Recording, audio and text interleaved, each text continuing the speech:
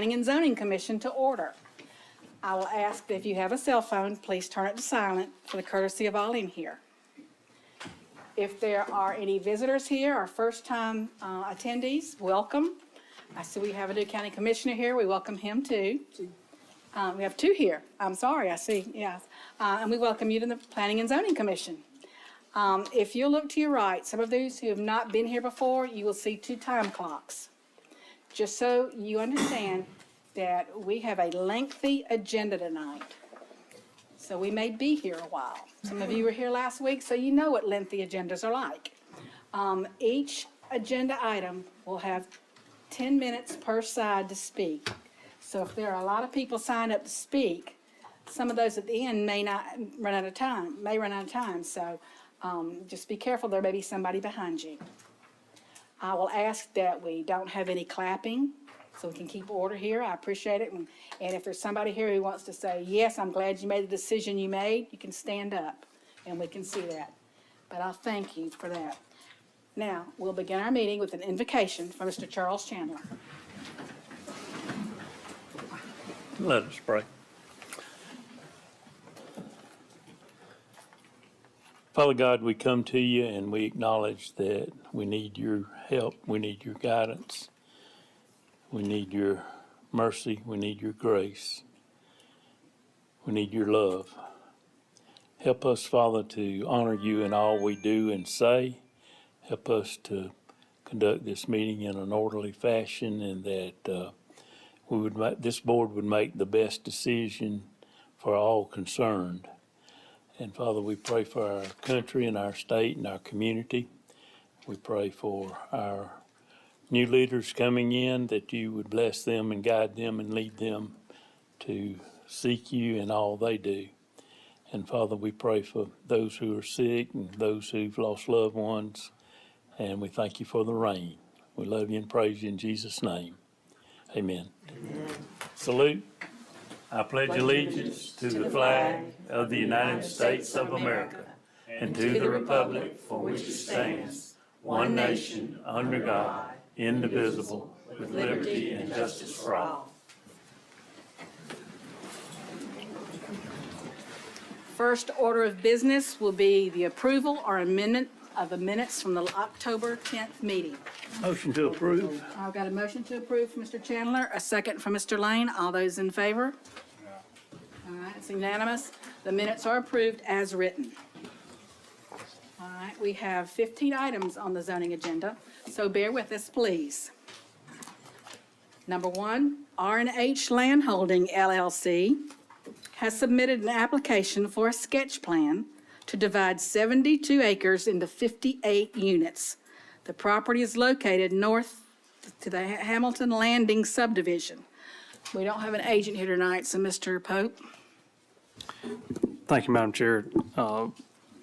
This board heard this request last month, and at that time, we determined that a variance was needed to pursue or continue with the site plan, which I'll go through the site plan.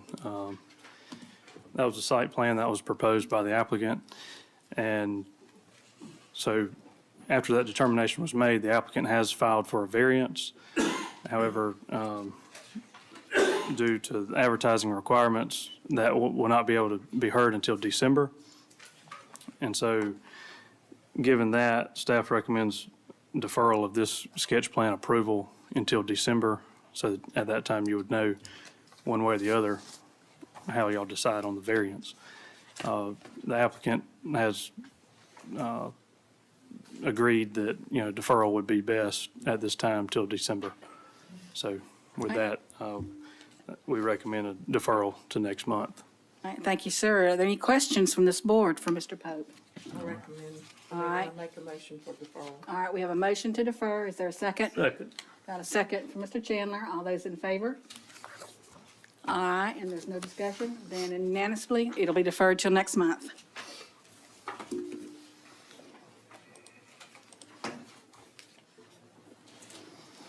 All right, we have a variance request from Mr. Travis Henley, who has applied for the variance in the amount of 570 square feet from Appendix C, zoning Article 14, supplemental standards for specific uses, Section 1426, which is a home occupation. The property is located at 14145 Georgia Highway 46, and Mr. Henley will be acting as agent. Mr. Pope? Thank you, Madam Chair. This variance request is specific to the home occupation standards, of which the restriction on a home occupation would be for the use of an accessory structure, 25% of the primary structure, so taking the home square footage as, you know, what sets the standard in this case, to be able to use an accessory building greater than the 25%. I believe it's 47% of the primary structure. So it's, again, where I guess the scale of the structure, and I'll show the picture in a moment, but the scale is consistent with what you would typically have in a shop behind your house. It's not like a commercialized building, but the location, as shown on this map, is, I would reference it, in Denmark, west of Highway 67, along 46. This is the zoning aerial of the property. There are some smaller lots and single-family dwellings nearby on the neighboring properties. This is the house prior to when the shop was built. The shop, which I think it's in the staff report. I don't want to quote the size of the shop, but it was permitted as, you know, as required, and then it was just made known that, you know, if that building was going to be used in the future for a home occupation, that you know, they'd have to go through this process. We arrived at a variance request as the best use or the best option, just based on the scale of the building and size of the operation. So these are site photos at the time we placed the sign on the property for the public hearing. And that is the, again, taken from the front yard. This is the shop. As, again, we did permit this building. It does have a building permit. So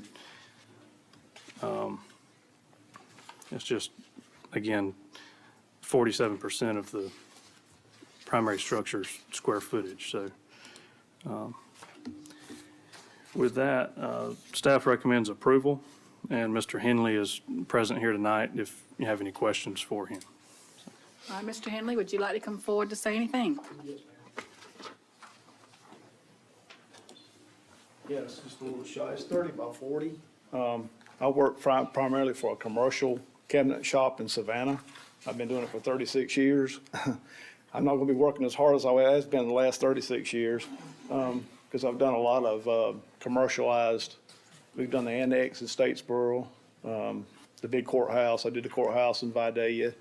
So I've done multi-million-dollar contracts, but through that company that I work for now, I'm not planning on doing that now. I got a granddaughter that's 7 years old. I just want to finish out the next 10, 15 years, you know, being at the house and then doing some commercial work for people that I've been doing for, like Pope and BAK and all that in Statesboro. I'm doing small stuff. So that's basically what I'm going to be doing. Thank you, sir. Are there any questions from this board? With that, no questioning, we'll entertain a motion. Motion to approve. Got a motion from Mr. Lane to approve. A second? Second. Mr. Chandler. Any more discussion? If none, all those in favor of issuing the variance? I believe that's unanimous. All right, thank you, ma'am. Variances. Thank Thank you. you, sir.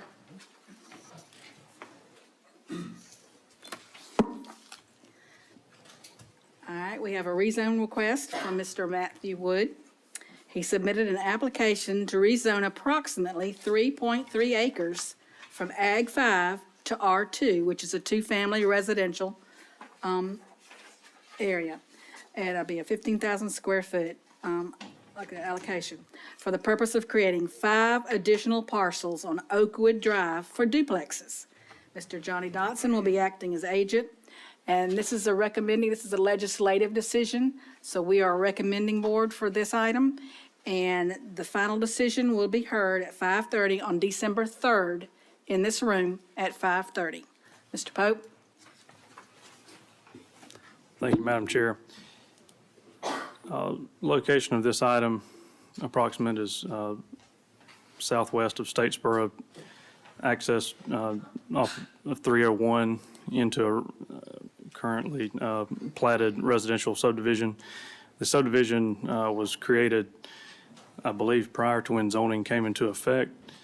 And so it is an Ag 5 subdivision, but those lots are typically less than 5 acres within it, as well as surrounding properties. You heard a case across Oakwood Drive, 'cause I believe Oakwood Drive circles around, but in which you rezoned that property at R25 for a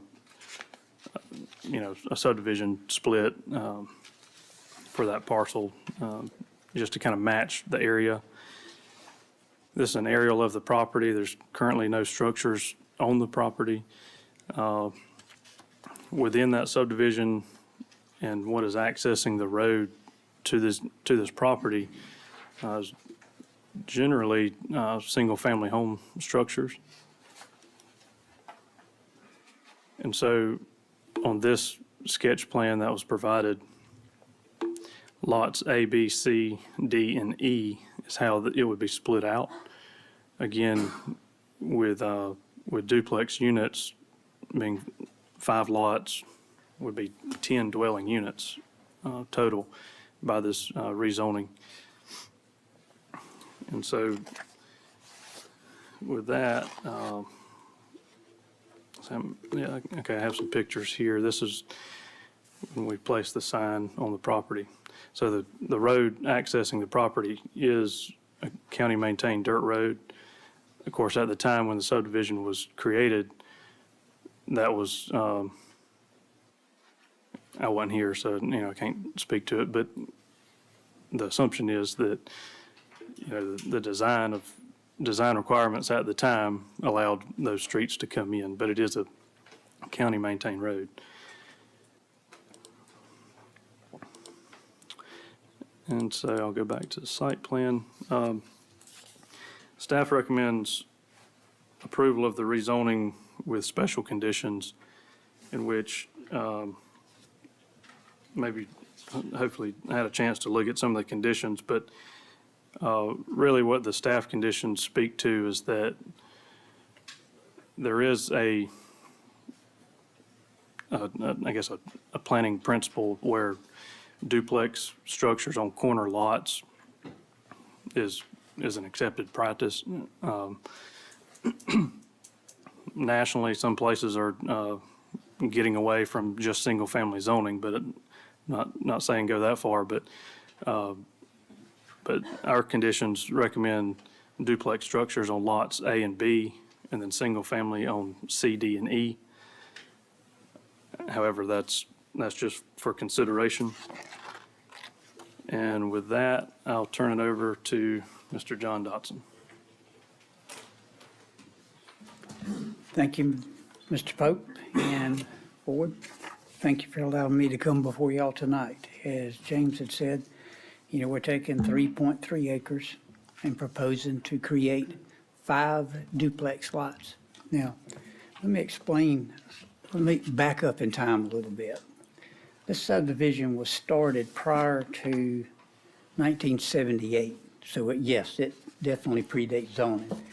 It almost predates the subdivision committee that we had in place for years as well. But anyway, what we're doing is basically taking 9 lots that were originally 100 by 150, 15,000 square feet, and creating just 5 lots that we could put in the duplexes, which would give us 10 units. That is correct. The reason we're only asking for 5 is due to health department considerations. There's certain guidelines that we have to adhere to with that, regardless of what the zoning will allow. If you'll notice in the report, it calls for your duplexes to be on a 15,000 square foot lot. the health department will not issue a building permit or septic tank permit for that. It has to be at least 25,000 square feet. So that's why we're asking for these. It's all fairly straightforward.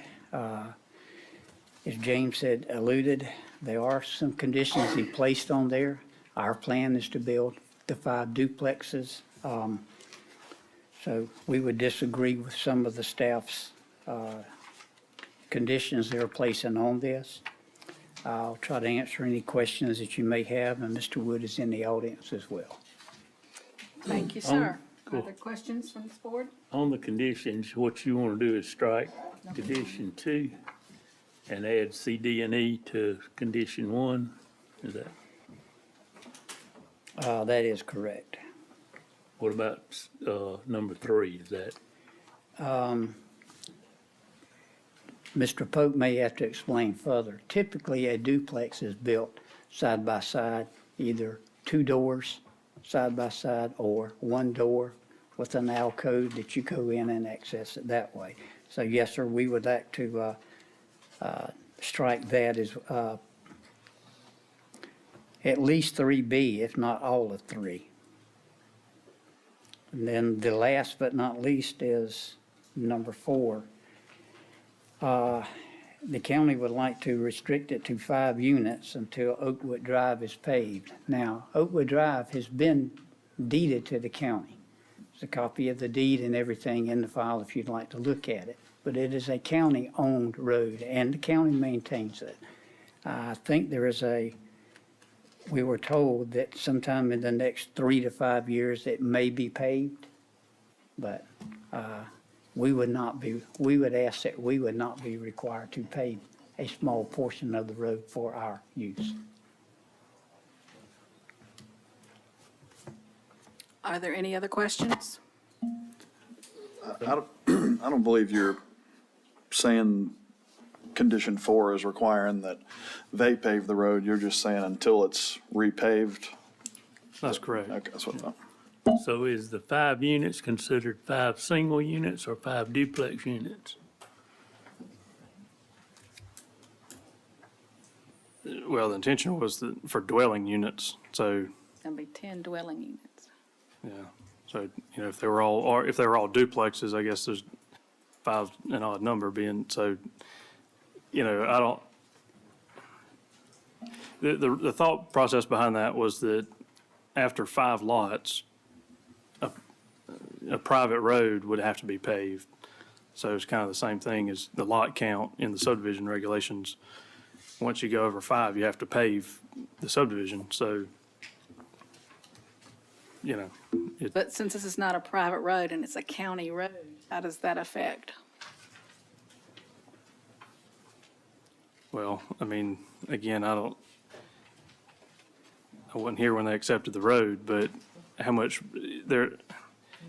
I don't know the reason behind why it was not divided out previously either, so, why, had it been done some time ago, then yeah,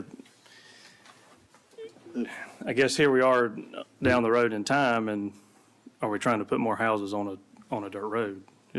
Brad, you got any insight on, is this road slated to be paved? Yes, sir. I think, I don't know if this is on, but It is. when the other area that James was showing earlier came up, I think that was maybe 2 or 3 years ago when it was, Probably last year. or maybe it was last year. It came to our attention at that time, and I talked to Mr. Dotson, and I believe that's when I became aware of the right-of-way that the road has. It's a county right-of-way. We did budget funds for paving the road, and I think it's in fiscal year 28 or so. So it is a little bit out, because we already had, funds committed, and that was where we put it, so. Thank you. So 5 units, it wouldn't matter if it's duplex or single, that wouldn't affect them, would it? Is that a Jeff decision? It says the building permit shall be restricted to any combination of 5 units until Oakwood Drive is substantially improved to meet paving requirements. If they build 5 duplexes, is that 5 units, or is that 10 units? Or If they build That five probably needs to be single-family. clarified. Yeah. I would say it's, How many driveways? Can you put the pictures of the road back up? that probably needs to be clarified. Yeah, I mean, well, I guess my thought process was if you went forward with the R2 and the R25 split zoning, then you could do three single-family and one duplex and have another duplex left out there, but, What distance are these down from a paved road? Any idea? Okay, but item one says two and three. So three single family and two duplexes. So if you did five duplexes, would that be any different? well, I think James's intent was to say that the amount of cars that 5 duplex units or 10 houses of cars would put on the road. So I think what James. 10 his- families yeah, versus His 5 intent was 5 families worth of cars versus 10. If, If we Yeah, require yes, three that's right. single-family dwellings. That's not what one says. One and two. Well, it was basically saying we would, were all the conditions all together, what I can read and say, is that if we did it just like this, they basically just wouldn't be able to build one of the duplexes until the road was paved. Because it would allow. But one and two, one says they can build two duplexes and two says they can build three single-family homes. And if they were calling a duplex, basically, number 4 being on there would prevent them from being able to build one of the two duplexes or two of the two single-family homes until the road. Doesn't make sense to me. Okay. Or at least that's what yeah, that was my thought process on that, so. One other item to note, I think that Mr. Pope asked the question as to why was it not platted at the time. Typically, in that time frame, we would do a sketch plan, which I have a copy of it, but they would only do a certain number of lots. They would sell those, we would come back and do another phase and another phase. They reached a point where they just quit dividing the lots out. And so what Matt bought was the remaining part that had not been platted out. So, you have a copy of the sketch plan, can I see it?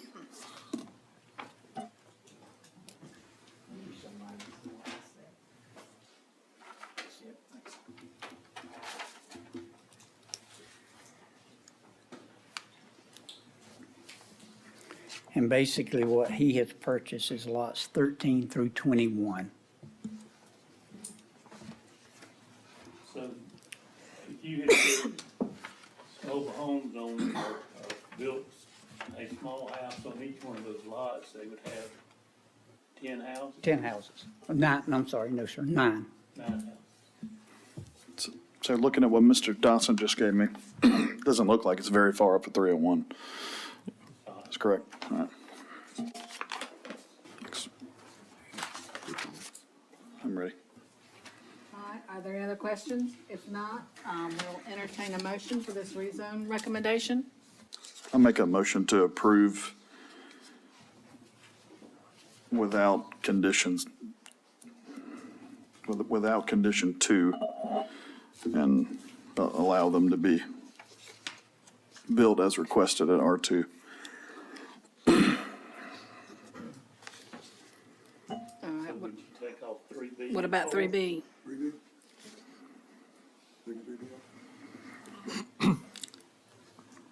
I'll make the motion with 3B. Excluding it and Yeah. excluding 3B, 2 and 3B. About 4. Yeah, excluding 4 as well. We have a motion on the floor to approve the rezone request excluding special conditions items 2, 3B, and 4. Is there a second? Second from Ms. Reiner. Any other questions? Is there a motion?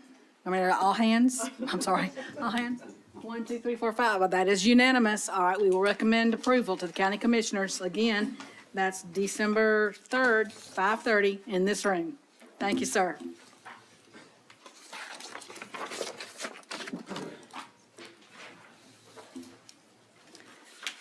Item number 4.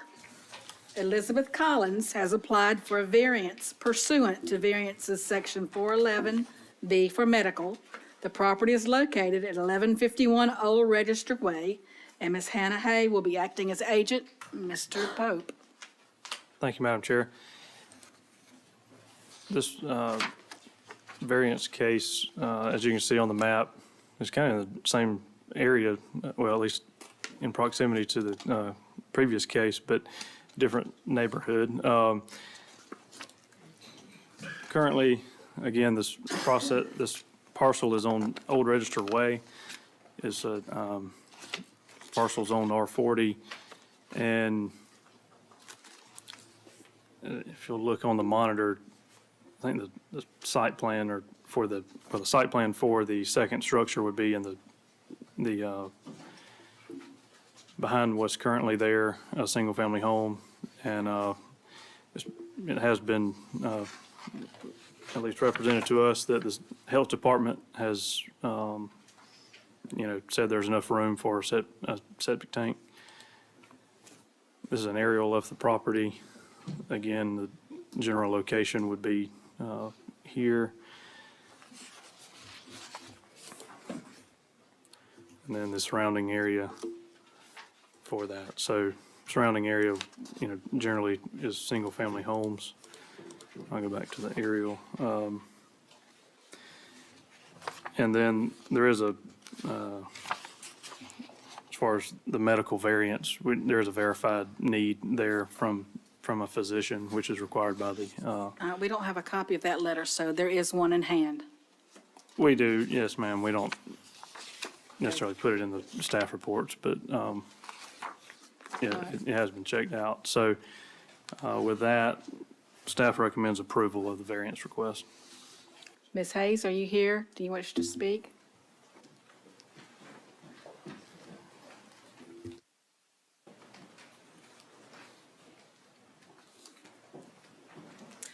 Hi there. Yes, I intend to put another mobile home on this property to be able to care and provide for my grandmother. My grandmother currently lives on the property, and I do have a copy of the letter from her doctor if you need that while I'm here. As long as do we have it on file? If we do, okay, so that's sufficient. All right, thank you, ma'am. Thank you. All right, are there any questions from this board? All right, we'll entertain a motion. Mr. Lane, a motion to approve. Is there a second from Mr. Brandon? With no more discussion, all those in favor? All right, the request is granted. Thank you, ma'am.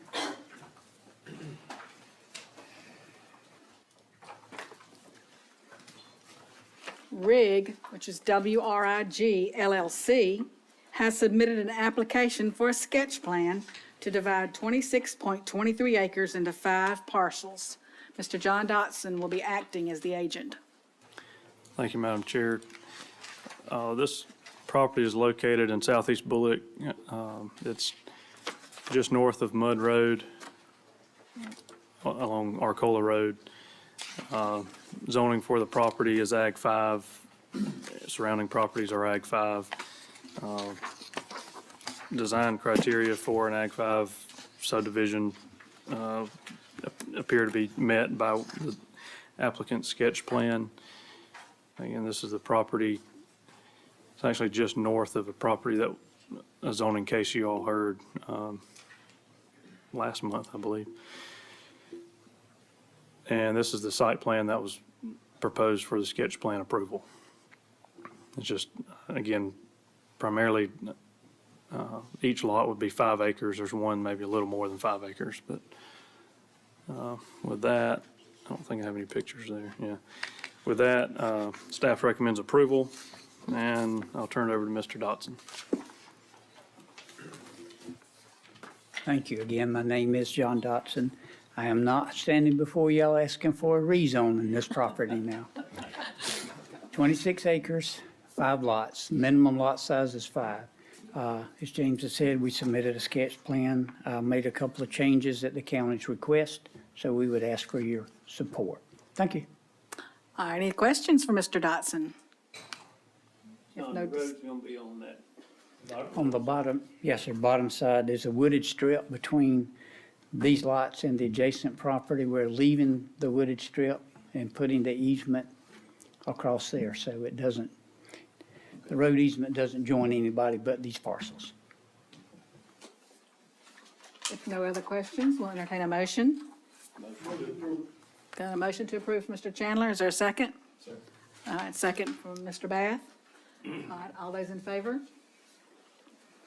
That is a unanimous decision. The sketch plan is approved, Mr. Dodson.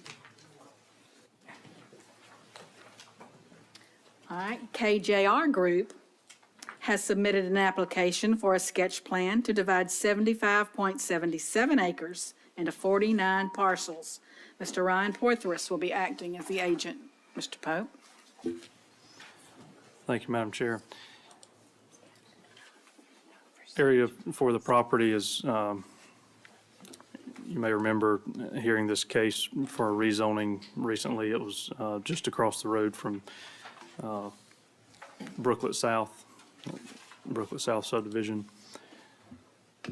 And I can't remember if it was 2 parcels at the time of rezoning, but anyways, it's 1 parcel as shown here, R40 zoning, and then access would be, again, to Brooklet Denmark Road.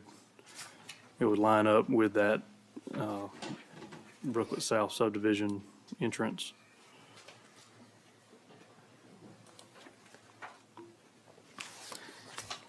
We provided some of the architectural elevations for the homes in your staff report.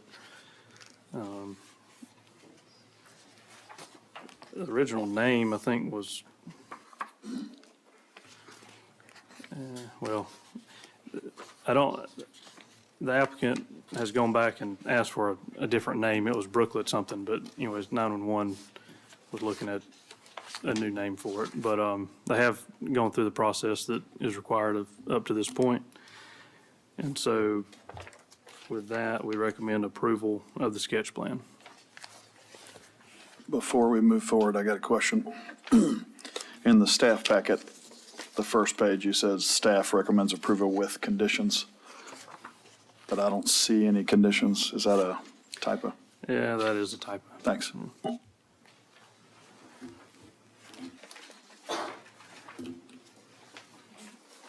And the 49 lots does not go into the second entrance requirement. I think maybe when it was asked for rezoning, it showed a second entrance on Mincy Road, but that, with the lot reduction there, that just needs that one entry point, so. They are 25 when they came before.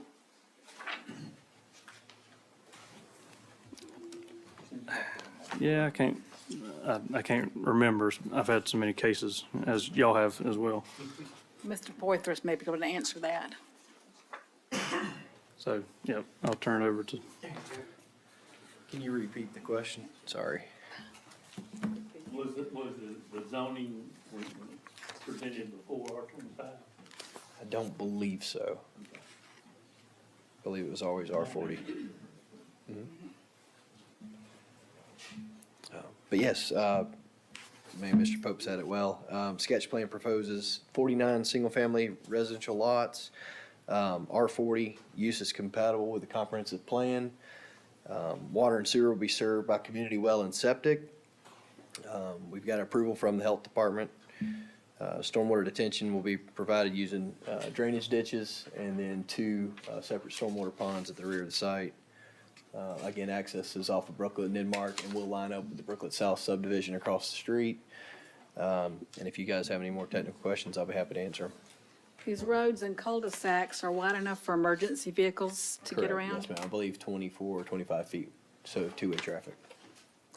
Driveway, how many driveways you have and what's the lot size? Say again, I'm sorry. Driveways, you'll have 49 driveways for each lot. What was the second question? I'm sorry. Yeah, R40, 40,000 square foot minimum. Your water system, is that a new one you're putting in? It will be a new community well, yes, sir. That's 500 gallons per minute. I believe so. I think Lindsey Martin's handling the water design for that. Any other questions? All right, we'll entertain a motion for this. Got a motion to approve from Mr. Lane. Is there a second? Second. Second from Mr. Brandon. All right, any other, without any other questions? Brandon. All those in favor? Sketch plan is approved as shown. Thank you, sir.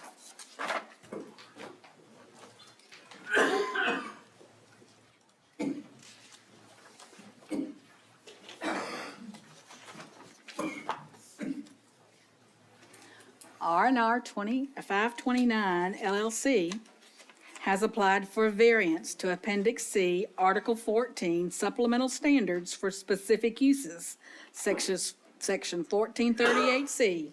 Access shall only be from an arterial or collector road. The property is located at or near 16287 Highway 67 North. Mr. Stephen Rushing will be acting as agent. Mr. Pope? Thank you, Madam Chair. This property was heard in a rezoning case previously. I know that slide said current zoning was R40, but it's an R3 zoning. But again, this property is located south of Statesboro along 67. This is the zoning map for the property in which, again, it was rezoned. I guess it was last week. And to recall, this is a portion of this, and then the next agenda item will deal with the larger piece south of it. But the Carrington Drive is really, what you have to decide for the variance. Because again, as the ordinance states, you would have to access along 67, and I guess I'll ask Mr. Deal if he wants to give an opinion or chime in on reasonings behind our staff recommendation, but this is the site plan that was revised. I think this board saw this revision, and then it went to the Board of Commissioners in which they approved it. It would be townhome units, and then again, access off of 67. But then there is a turn lane in the middle, as you can see on the aerial. Really, when you get down into the other side of Carrington Drive, that portion there, if you access onto 67, there's maybe increased conflict with traffic. But this is Carrington Drive. Looking into 67. Again, that's the property as it sits, and then this is looking into the neighborhood Carrington South. So I'll go back to the site plan. With that, staff recommends approval of one entry exit point onto Carrington Drive, which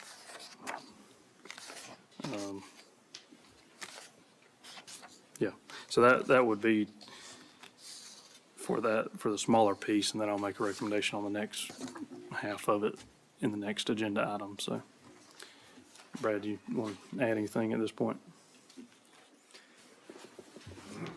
No, I would just say that I would think that GDOT is going to have some reservations on, putting additional full accesses on the 67, which obviously that would have to be permitted through GDOT. That's not going to be our call, that part of it. But we do think that if it comes down to maybe putting a right in, right out on 67 directly from the development, and then one entry point on the Carrington South, that at least relieves the traffic on Carrington South somewhat, instead of putting all the pressure on that one road in that one location. And would also reduce the number of U-turns having to be done to get in and out of the site in different places. I know this site, you would not have that. I think it's got a paved median. The other site is a little bit different, though, with the median being in front of it. But I'm not sure if that's clear, but if anybody has any questions from what we were looking at, just let me know. So this first item, the first agenda item, if they were to come out on 67, there is no crossover to take a left-hand turn, There is at this one. is on this one. Yes, So it's got a paved. So basically, yeah, you can turn left out of this site on the 67. that's a concern, okay, thank you. Any other questions? My question is, Mr. Steve, before Mr. Deal. my question is for Brad. If we don't approve this, is GDOT just gonna tell you to kick rocks and it has to happen this way anyway? That's my question. If we say we want the entrances off of 67, like I believe it was approved last week that way, what happens then? I don't believe they have outright denied it. I know we may let Mr. Rollins speak to that a little bit. I know he's had some conversations with GDOT on it, but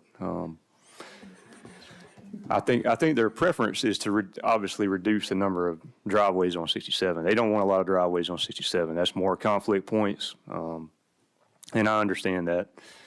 I think I still kind of stick to our original recommendation of having one on Carrington South and one on 67, just so all the traffic is not on Carrington South Drive.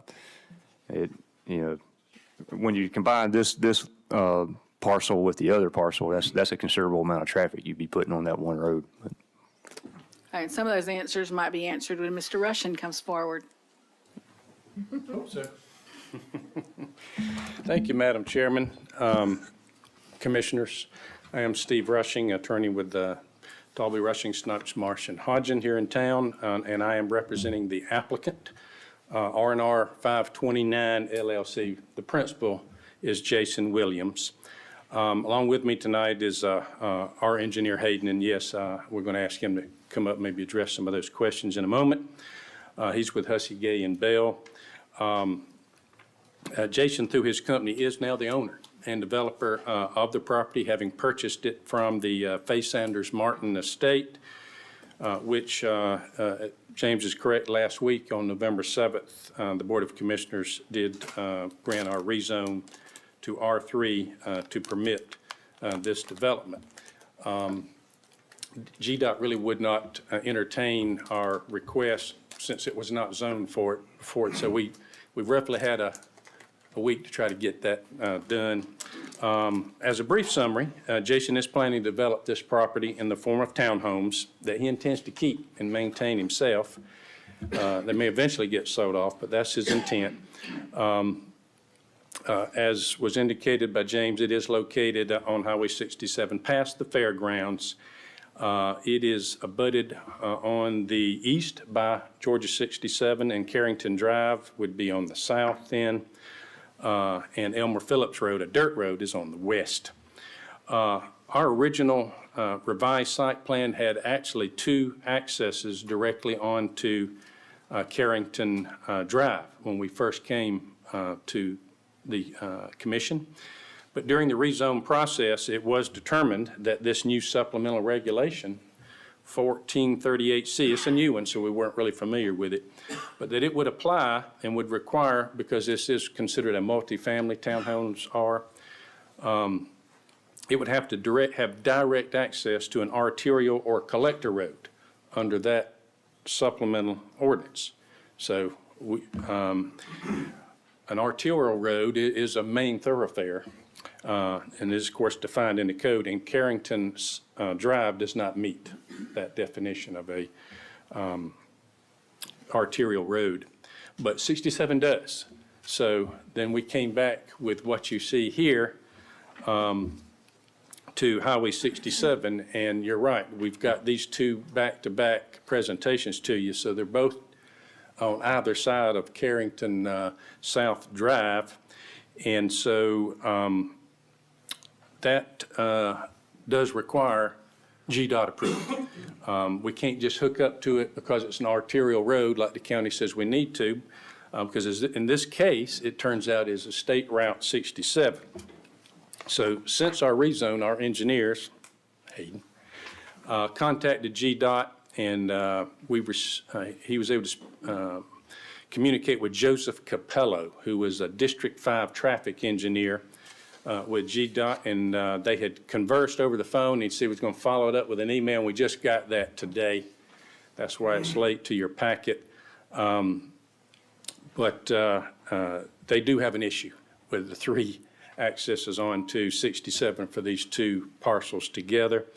And they stated that their preference would be access through Carrington Drive for this parcel.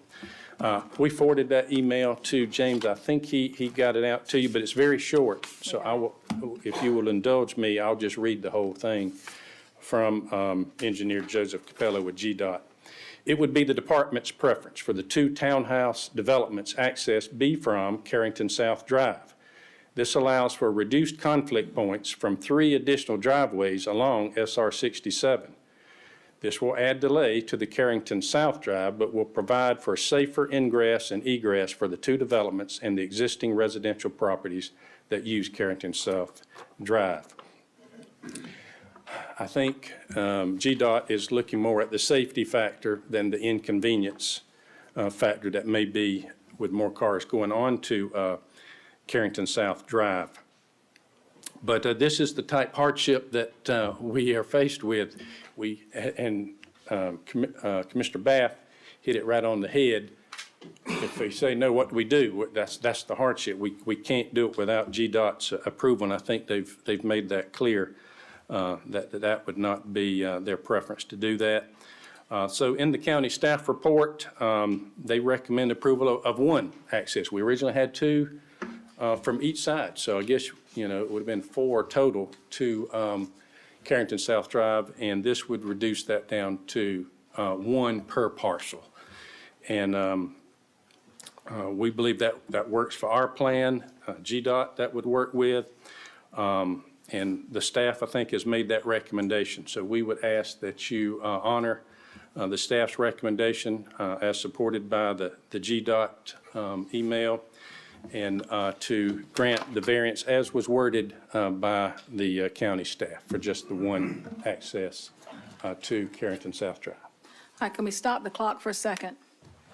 You got 4 minutes and 20 seconds. Okay. And we have some people signed up to Yes. speak in opposition, so would you rather hold off or Yes. have Mr. I Rollins think come what we'll forward do is now? we'll let anyone else need to speak first, and then if there's additional questions, we'll let Hayden come up and use our additional time. All right, thank you, sir. All right. Did you have a question, Commissioner? I had a question Alright. for Mr. Rushing before. I had one quick question, because you're the lawyer, so you ought to know this one. I know you got to apply. There's one there too. I know you have to apply to GDOT for a new culvert and access to the road. Can they make you not use one you already got? Because that is my question. I understand the concerns about the crossover down there, and this is technically the next item, but this is all together. So that the next one down there has got an existing direct access to 67. It's already there. I mean, I can see it on the photograph, but I've driven past it. Okay. I don't think this one does. I don't remember, but I know that next one does. I mean, I don't see how they can tell you can't use what you've already got. So they might can, but I'm gonna leave that. That's probably not as much a legal question as the engineering question. I think whether we can just use that as part of our plan. Can you address that? So that access is probably about 10 or 15 feet wide, and it would have to be greatly improved to be an access for a subdivision. So it would trigger a permit with GDOT. So we'd have to go through that process, and then they'd see that the amount of traffic we're putting out there, and they would see that wouldn't be sufficient for the traffic flow. All right, we have 3 people signed up to speak, the first of which is Mr. Andrew Bunch.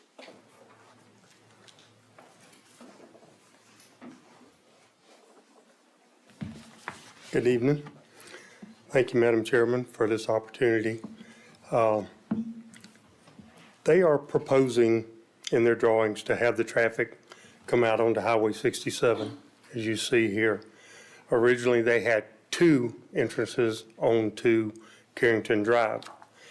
They don't really, I don't think nobody understands, and even GDOT may not even understand, the amount of traffic this is going to incur onto Carrington South. There's just no way that it can work in any way, form, or fashion. The road of Carrington Drive is only less than 700 feet long. Right now, there are 84 homes in Carrington. We have approximately, according to y'all's rules, we've calculated it out. We right now are putting out there roughly 613 trips a day out of our neighborhood. If we increase to the new ones, this one plus the second one, we're going to increase that by 1,766 more trips, which will bring our per trip per day to 2,379 trips per day. That's just going to be unreasonable on a 600-foot lane when you figure the length of cars and time it's going to take to get out on the 67. As anyone can see, this will create nothing but a traffic jam during peak hours, any other time, and also create accidents. The fact that if they get there, GDOT says no, and they wind up with 4 entrances face-to-face on Carrington Drive, is going to be a nightmare all the way around. They did approve everything to R3 last week at the commissioners meeting, but they approved it with this drawing here. My thing is, I know that there's got to be turn lanes if they come off of Carrington Drive. I know the county's probably not going to do it, the builder will have to build the turn lanes, but is the county willing to maintain a road that's going to increase in traffic by 400%? The other thing, we ask that this board defer this approval until GDOT gives them their firm recommendation, whether they will or will not allow this. And then at that time, bring this variance back before y'all. I think we're putting the cart before the horse right now. We're getting ahead of the game. Let GDOT give their answer. And once they give the answer, then we all come back and revisit this at that time and see what can be resolved from that. So I just ask, with all said, Madam Chairman and Board, will you please, we implore you to defer the approval of this for this piece of property. Thank you, Mr. Bunch. Thank you. All right, we have Dr. Karen Fisher.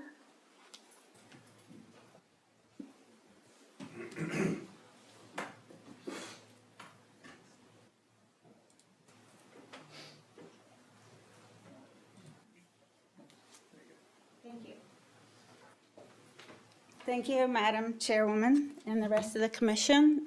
I want to say that I've been here a few times at these zoning meetings because of how this has impacted me as a resident of Carrington South, as well as my fellow 84 homeowners and renters in our neighborhood.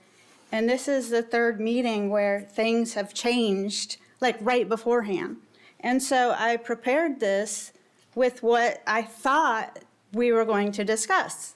So it's very frustrating, and with all due respect, I'm not sure if this is how it usually works, but forgive me if I sound frustrated, because this process is frustrating.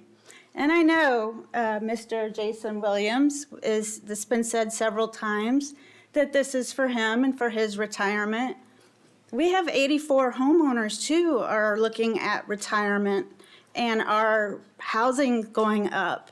And so there's a lot more people impacted. But anyway, so I'm going to move on because this isn't what we're discussing anymore. I want to show you this photo. It was actually provided in the last packet I saw, which I checked at like 4:55. And so I want you to look at the traffic. I'm not sure when this was taken. That's the traffic on Fair Road when your county people, whoever takes these photos, took it. This is what Fair Road is, and I don't even think that's rush hour, okay? Oh, I also want to point out, that's Carrington. There are no lines. It's only two, enough for 2 lanes, no sidewalks, no lights. There you have it. That's Carrington. That they wanted to put, 4 access on, but now it's not. Now, when it comes to the department review, I took this right from the last packet that I saw. It looks like this is how it's reviewed. And I'm going to talk about this in a minute because something surprised me. I didn't even realize till after I got here with the hardship part. And I know Mr. Bunch mentioned this about the increase to the 2,500. I think he did anyway. From 750 to 2,500, which is what is written on the report, which is over a 300% increase. Okay, so the ordinance purpose, right? Its purpose was, and it's great, it's a wonderful thing. It was to create this Bullock, 2040, the street lights, the green spaces, to keep the traffic on the big roads, not roads like Carrington South, a local road that happens to be paved. It was to ensure our traffic flow. It's to make sure that public safety is maintained, which is obviously what GDOT's brought up. I'm going to share more about that as well. Okay, so right now, 750 daily trips, Mr. Bunch mentioned. I want to point out, over the last 5 years at Josh Deal and 67, where there have been more construction, right? A lot, and that's what we're going to see right now around our neighborhood. They've had 35 accidents with 32 injuries. Right now, we're only at 5 accidents and 1 injury. Do you think it's going to go up like it did at Josh Deal in 67? How does that help public safety? I already mentioned this. It increases by 3 times. So over 14 miles of traffic. My friend, Mr. Lane, came up with this. He measured out the 14 miles of traffic per day based on the length of a car and how much is in between, each car, as well, and times that 2,500 trips. So if it all day, it can equal out to 14 miles of traffic. Now let's look at the peak hours. If 25% of those 2,500 cars, that would be about 600 cars an hour. So say between 7:30 and 8:30 in the morning, we're looking at 10 cars a minute pouring on to 67. And that's going to be, it doesn't matter what, this could be from Carrington or right into 67. This is going to put strain on our infrastructure. We're going to all start using Elmer Phillips, that dirt road, right, which is not paved. Are we prepared to maintain that road better? Because it's not a very well-used road now. And of course, we've talked about what else I have on there. It's going to be a nightmare. And as I put that, to be prepared to be stopped. It's going to be like coming up on a Dunkin' Donuts, right? Because there's going to be so many cars coming in and out of this area. And it's not just going to be for us, it's going to be for the new residents, it's going to be for existing traffic on 67. Okay, so when it comes to a traffic study, Appendix C, Section 410, says that any development of this size that produces 100 trips during peak hours or 500 trips a day has to have a traffic study. All right, has one been done? And I put a quote here. It's in the video from the commissioners meeting. Unfortunately, I couldn't be there. At 1 hour, 47 minutes, Mr. Rushing says, at least that's what our traffic study tells us. Is there a traffic study? Because we haven't seen one. There is one? Okay, is it public?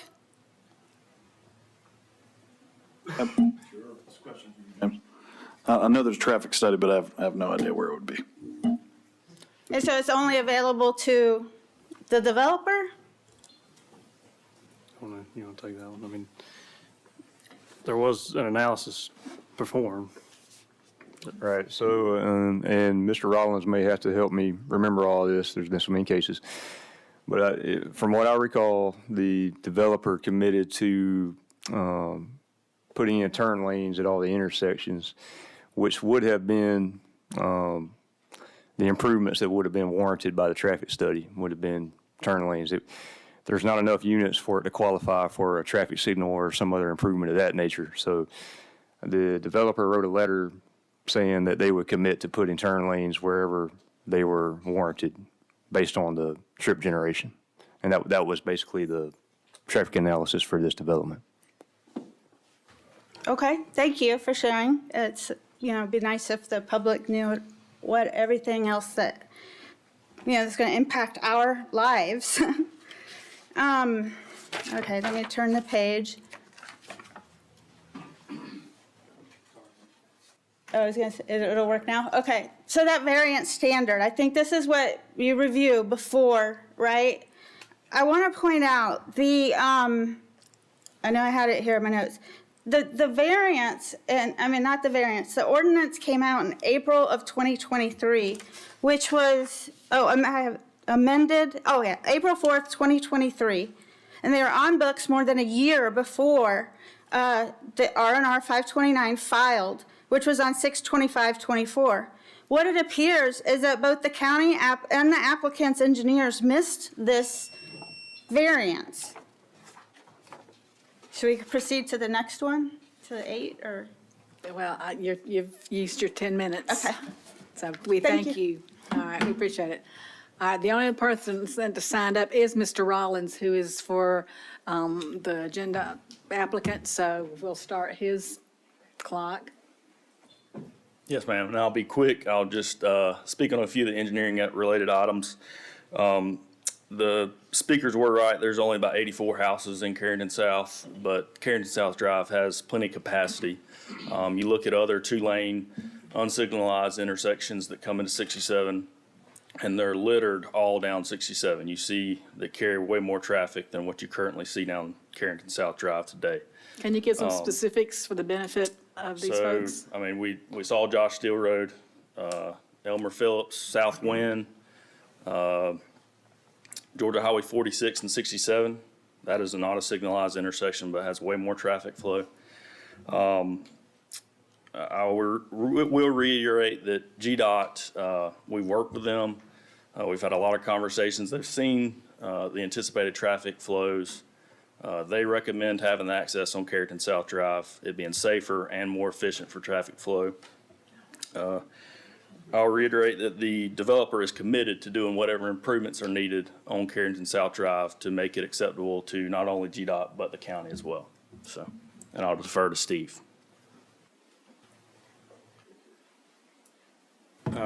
Thank you. I'll try not to use the remaining 3 minutes. I do want to just address the comments from, first of all, Mr. Bunch.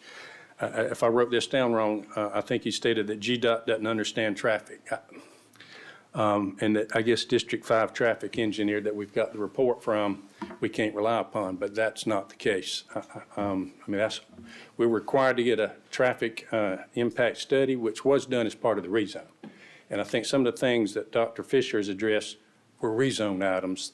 So the volume's already there. It's how we get that volume safely into traffic.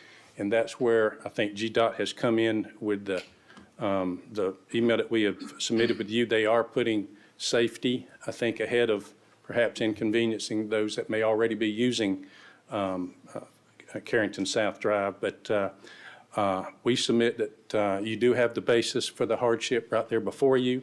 You have it from GDOT. It does also appear to be a compromise from our original plan to put 2 from each parcel, and now with the county, with this variance, would just be 1. So that's still going to reduce the inflow onto Carrington South. So I think all of these items are met. It's supported by GDOT. The staff, we ask that you grant it. It's a little unorthodox, but is there any way to look at what the projected project look like side by side before we make a decision? And I know it's not coming up to the next agenda item, but I'd like to see. You talking about the original Well- site plan? Well, what's going to be proposed, the two proposed for tonight. You've got the original proposed site plan with the two driveways, and that's 3, 6. But if we could, the future development side, do we have a picture of it for the next agenda item that we could put side by side and see the entire picture? Do, On 67, you got 3, 6, Do you- 7, 8, 9, 10. do you have a sketch of the proposed one driveway off of 67 and one onto Carrington South? I'm gonna assume not. No, I relied on the original site plan, which would show, two access points. Two access and then- points So from each side the of the assumption would road. be that one of those just goes away, and that would be cleaned up at sketch plan whenever they, go through the approval process with GDOT to see, exactly how that item would, or the traffic would flow into and out of that subdivision. But unless, I don't know if Hayden has anything specific, but I don't think that would be narrowed down at this point, but. I'd like to see a drawing of what I'm gonna vote yes or no on The entire project. before I vote yes or no. I'd like to make a motion to defer it All to, right. to next month's meeting and come back with a drawing that will show what you're proposing. And with- maybe a determination by the GOD that's definite. Well, I mean, the only way it's gonna be definite is full design plans, and That's a sketch plan level. But now, James, didn't you show our original plan that showed two, it would just, where I they would think just Doc, show the two, they I would think just, Dr. Fisher showed that in her presentation. yeah, there would just be one, I have it in the staff report. I do not have it on. it should be in your, Is the one entrance gonna be the furthest entrance off of 67? furthest, and they'll be lined up together. All right. I'll withdraw my motion. Now you withdraw your motion to defer. Are there any questions from this board? If not, we'll entertain a motion for this variance request.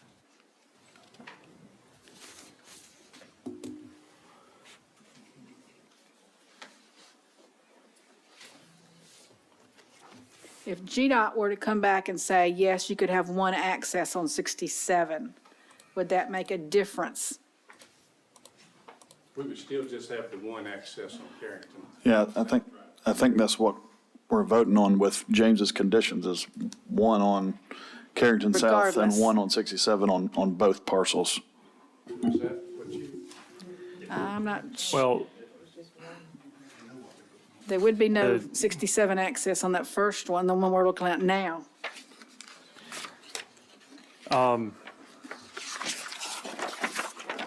Right now, the picture we've well, got shows it I on mean, at 67. sketch plan, you could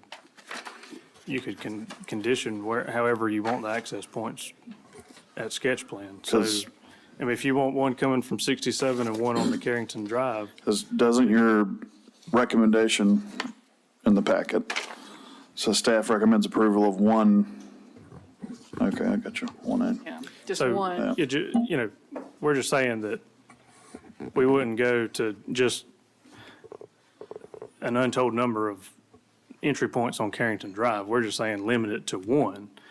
And then my thought process is that at sketch plan, if you don't like the fact that it's just one on the Carrington Drive and you want another one on 67, we would, maybe you have that answer. Won't you need a variance if we just do one on the other parcel, not the one we're talking about now, but if we just did one entrance and that's 90 units or whatever, you would need a variance then for that side to have one entrance.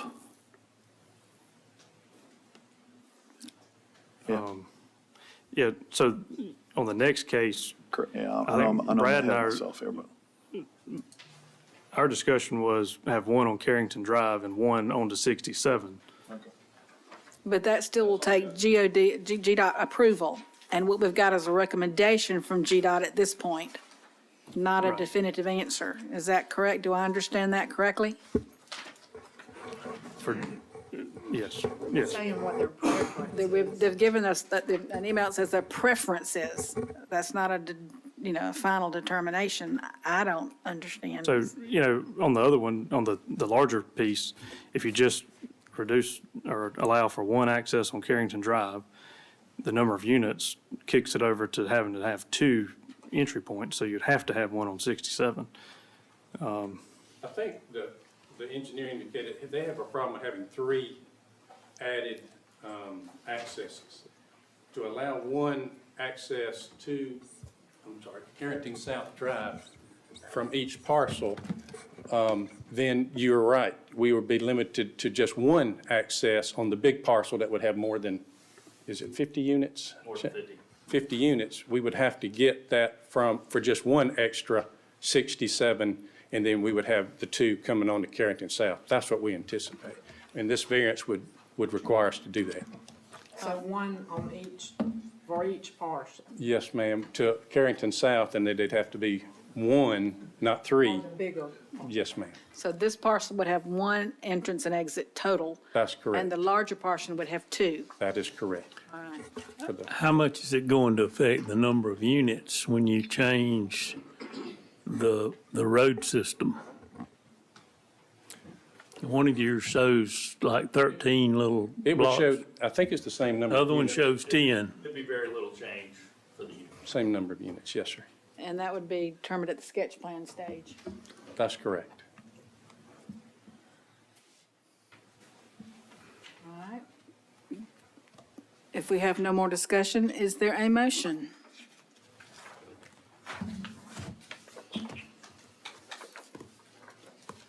Sure. Can I ask a question, please? Mr. Bunch? Yes. Briefly. That's fine, I just got, we've been before this board 3 different times. This is our 3rd time. And each time we've come before this board, they have site plans on here that they've given to the planning committee. And the night of the meeting, every time, they've set a different plan. They haven't done anything to what they've told us they're gonna do.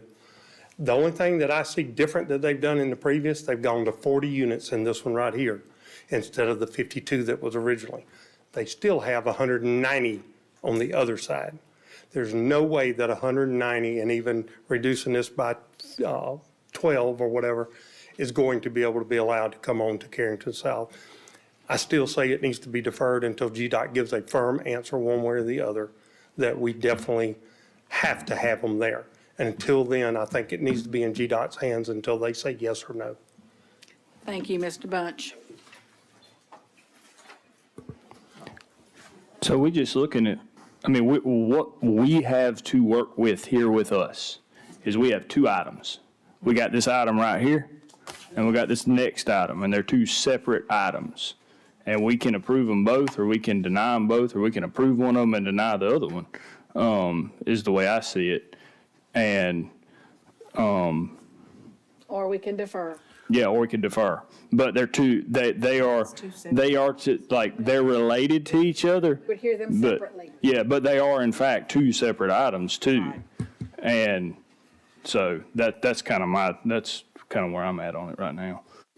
I'm gonna make a motion to defer and for them to present the plan as what they're going to do. We have a first. We have a second from Mr. Lane. Could I speak just real briefly? All right, Mr. Rollins. I would like to add that, so I'm not quite sure what deferring would do for GDOT, being that they have told us in the email what their decision is. But their terminology says prefer. It doesn't say Says preference. preference. So that makes. So what will you look for? Just When I look yes at or your no? sketch plan, I made the motion, so I'll answer that question. When I look at your sketch plan, it's not what you're saying or what with the county wanting one entrance on Carrington Drive. We just got our, this week, as far as what the county was preferring, so. Well, I would like to see a sketch plan of that.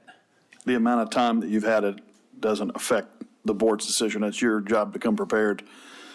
And I'm not trying to be an ass or anything like that, but it's your job to come prepared. And, what you're telling us is not what's here. Okay, well, Can GDOT make a decision definitely at this point in time? they cannot. And then the reason for that is They'll need full design plans, they need full design which plans take to do a so. lot of detail. And I mean, we can put together a plan showing the access lined up on Carrington South if that's the issue. I'm just saying it's gonna look very similar to what y'all have seen already with with the intersections lined up. But it's not what, we're not approving what's recommended. So my motion is that we defer. Okay. All right, we have a second. Pass or not pass. We have a second from Mr. Lane. All those in favor of deferring? That would be unanimous. So we're going to ask for deference until the next meeting, which is the second Thursday in December. All right, that's for this item. Now we'll go on to the next parcel. R&R 525 LLC has applied for a variance to, again, Appendix C, Article 14, Supplemental Standards for Specific Uses, Section 1438C. Access shall only be from an arterial or collector road. Property is located at or near 16287 Highway 67 North. Again, Mr. Rushing will be acting as the agent. Mr. Pope? Thank you, Madam Chair. This variance request is, again, to the same item as the previous agenda item. This was the latest sketch plan that was provided by the applicant for this parcel. However, I just want to make sure or ask, and maybe y'all can point this out, but was the intent for the original sketch plan with the two entrances to go onto Carrington Drive, was that your intention tonight with the variance? No, with our variance, we're fine with what y'all are proposing. Okay. I just want to make sure I didn't present the wrong, site plan and cause the issue, but, I mean, we just got that Tuesday from what y'all recommended. and so again, this is Carrington Drive when we place the sign on the property. Now, the original site plan as proposed with two entrances on Carrington Drive is included in your staff report, in which I could display it on the screen if we thought it would help, but I don't have it in the PowerPoint. I can put it on the little camera there, but with that, Well, I think we can tell from Ms. Same, yeah. Fisher's picture, we can picture it, that she put up. well, in her again, presentation. it's in the staff report on, I think, page 6. But staff recommends approval with one entry exit point onto Carrington Drive, which, to my point earlier, you would still have to have an access point onto Highway 67. Where that point enters onto Highway 67 would be determined at sketch plan when GDOT gives them some better answer than, what they've given so far. So with that, I'll turn it over to Mr. Steve Rushing to, Before Mr. Rushing comes, can I ask a question? Why could they not have an entrance on to Elmer Phillips where the stormwater pond is? And you wouldn't have to add anything on 67, and they could have an entrance, go right out there and come out where Elmer Phillips comes out on the 67.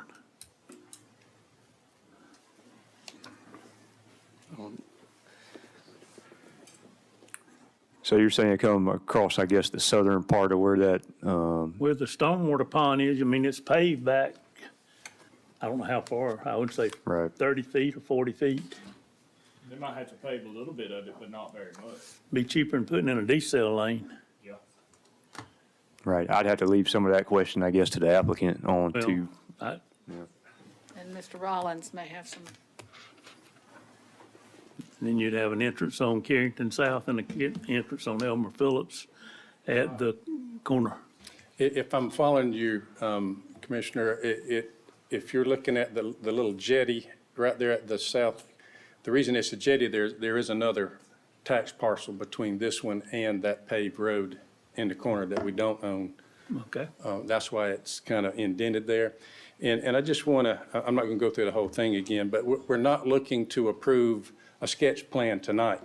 We could come back with another drawing with the road, as we've just indicated, with one access onto Carrington South Drive and then one onto Highway 67. But that may not how it ultimately look when it gets to sketch plan, because they are going to look at a lot more information. This is to give you an idea of what to expect. And the question is, came up as where would our accesses be? We got into the arterial road. And I think what we're trying to resolve to kind of remedy all of this is to just let one access on the Carrington South Drive, and on this lot, this parcel, because it is more than 50 lots, there is another access required. And so we are looking at getting that access to Highway 67 unless Short GDOT says we don't want any more on there. Then yes, we would have to come back for another variance if they say absolutely not at the sketch plan level. But for your purposes tonight, we're just looking at allowing one access to Carrington South Drive in our variance from each parcel. And then as to this parcel, there would have to be another access because of another ordinance that says you have to have two. We believe that we could get one access approved from GDOT, just not three. And that's why we're here. And that was kind of the compromise, I think, that the staff came up with. Let's just allow one to, and so we can't put both of ours that we need on the Carrington South. We'll have to get the other approval from GDOT. And that's why we were here tonight, just trying to get to that point where we're just limiting ourselves and addressing their concerns on the Carrington South Drive with just the one access. Now, on the previous parcel that was deferred, we'll come back, we'll just show the one access to Carrington South Drive. On this one, we'll show the one access to Carrington South Drive and to Highway 67. But I mean, that's all that would be. And again, you're not even approving that, you're just approving the number of accesses onto Carrington South Drive. And that's what we're asking for, and that's all that the variance would entertain. All right, again, Mr. Andrew Bunch is signed up to speak. Can I let Ms. Fisher finish hers from the previous one, and then I'll speak after her? Is that okay? Yes, sir. It'll start, the 10 minutes will start, and then, Actually, can you put that one back on real quick before you put my present please? I just want to say that if this was the case, then we wouldn't be here because that's an arterial road. The whole reason for the variance is because they want to put it on a non-arterial road. I'm not sure if that's clear or not. That's why the graphics I put up showed them going onto Carrington. And I also want to point out, I didn't put this in the PowerPoint, but to answer your question, this is in the packet somewhere. I think someone over here asked it. Mr. Williams doesn't own the land right here. It's in the packet. little jutting area. Yeah, so that's why they can't. But you notice there's so many things that don't make sense. And I'm a very logical person, and this just drives me crazy. But anyway, now you can put it on, Mr. Pope. And so when I stopped before, it was about this standard. And so will the variance, which is what I think was supposed to be evaluated, right? So will the variance cause substantial detrimental to the public good or impair the purposes of the ordinance? I know the staff had said no, and but I would like to say, I think it's yes. I mean, the purpose of the ordinance is to access arterial or collector roads, which Carrington is not, right? And it's to keep the projected traffic nightmare that I mentioned before from happening. That's the purpose of the ordinance from April of 2023, right? It did not just happen last week. It happened in 23. And so the spirit of the ordinance is observed and the public safety and welfare secured. I just don't know how that can be yes, because the ordinance isn't being observed they're not, they want to put onto a non-arterial, a non-collector road. It's not. Okay, and then I don't feel like it's going to be safe with these 2,500 plus cars and traffic. My 21-year-old who's a new driver, I'm terrified for him to go out in this. I don't feel safe. Okay, and then the last one, is the hardship related to conditions peculiar and not a result of the action of the property owner? Actually, if you go back, the staff put no on there because it's not. It's from April of 2023. So I would like to say it's not a hardship because it's from the actions of the engineers who failed to follow the ordinance. And that's why they're requesting this variance. So I would like to ask, with all due respect, that the variance is denied. The detriment of the public good outweighs the benefits of what they want, okay? Keep supplemental standard 1438C intact as written. And I think that's already preaching to the choir, right? You don't need to make the decision now. Let's wait till we get the results from GDOT, and they can reapply for a variance after that decision is made. Thank you for your time. Thank you. All right, Mr. Bunch.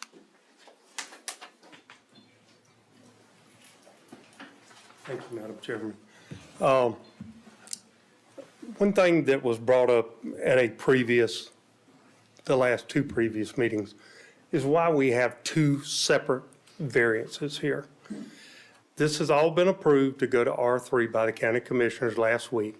The reasoning that Mr. Rushing gave for the reason we had two separate files is because Mr. Williams does not own both, or he did not own both properties at the time, or they were under two separate estates. They now belong to him. Why not include everything as one drawing now instead of having these two and having to argue multiple times? Make them bring in a drawing, making them congruent together, show us the full picture, the same as what Ms. Fisher's drawing showed us. Do everything, and again, like as she iterated, the ordinance was there and it was put there for a reason, to eliminate things like what they're trying to do onto Carrington Drive. The road just cannot handle it. The county, just the amount of maintenance that county road is going to require from what they're doing is going to make it detrimental all the way around. Not seeing all the traffic and all this stuff. I think they need to, again, we please ask that you defer this until they get their firm decision. He's saying GDOT's giving him a recommendation, and I understand that, but GDOT can say yes or no. They just are recommending right now. They're not giving a definite on anything. And my understanding is once the zoning was completed to R3, now a traffic study has to be done as they start doing all this stuff. And I'm not talking about deciding, yeah, it'll make it. We can do it if we do this and we do that. I'm talking about putting wires down on the road, reading how much traffic is there now, and then estimating what's going to be there when you add all this other stuff here. So there's a lot more entailed here than what there is.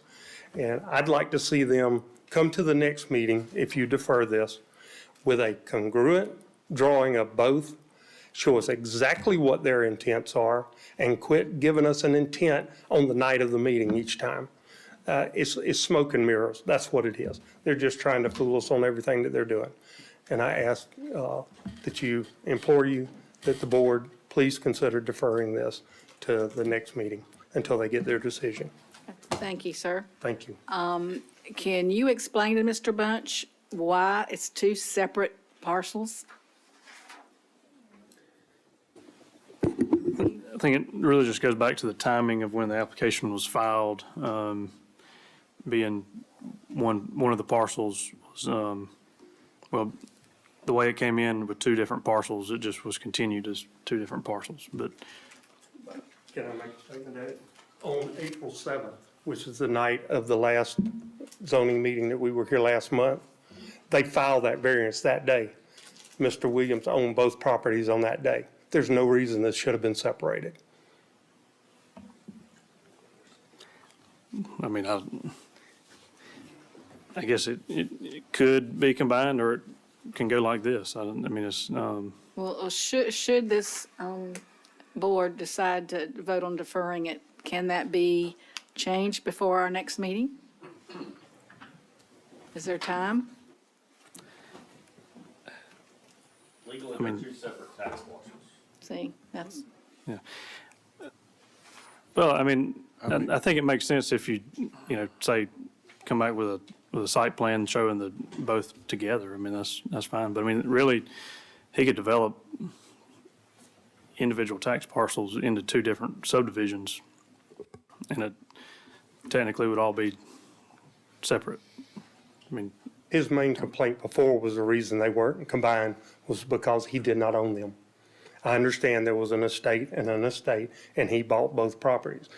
Even though they're different parcels, he is the full owner on both of them. This is a congruent subdivision that he's trying to put on both of them. I think it should be applied for as one group, period. all right, thank you, sir. Thank you, ma'am. All right, Mr. Rushing or Mr. Rollins, which one of you? Yeah, I'll take it. We're just being argumentative. We have brought we did have a traffic study. We have submitted it. We don't have to send it out to the newspaper or to the public. We followed the rules. We tendered it to the staff. They received it. They analyzed it. So we've had traffic engineers. Now we've had GDOT, who's used their engineer report to you. I've not seen these folks who, again, I'll give them all due respect, but they've not brought a traffic engineer or anyone to support what they're stating. They're saying that we've not supported what, but we have. We've brought traffic reports, engineers, even GDOT's engineering letter that I've given you. All they've done is stood up here and tell you it's not going to work. They've not given you any kind of evidence to contradict anything that we've presented. And whether you draw it in one picture or two or a dozen, we've not hidden anything. We've shown it as the parcels that as we bought it from two different entities. He's a little bit mistaken. I didn't say because he didn't own the parcel, but he bought the parcels from two different groups. And they've always been different tax parcels. And they're separated by a road, and they could be two different subdivisions, call them two different things. One could be for older folks, but the fact is, we're not hiding any roads. We're showing you what is proposed, and we're back to, he's talking about smoke and mirrors. All that this is about is, do we want just one access onto Carrington South Drive or not? And that's really the only question. Regardless of us showing you a picture of it onto Carrington South Drive, that's what we're asking. I think you've got enough information to make that decision. Thank you, sir. Thank you. According to the tax digest, the smaller tract was from Faye Sanders Martin, and the larger tract was from the Cone Estate. So they were two different parcels. Two different tax digests, so. All right, there is some time left. Is there anything else, Mr. Bunch, that y'all would like to say? I'm gonna leave it up to y'all. All right, thank you, and y'all are fine. You've got 5 minutes left. Nothing else from your end? Need to answer any questions. Are there any questions from this board for either gentleman? If there's no more discussion, we'll entertain a motion.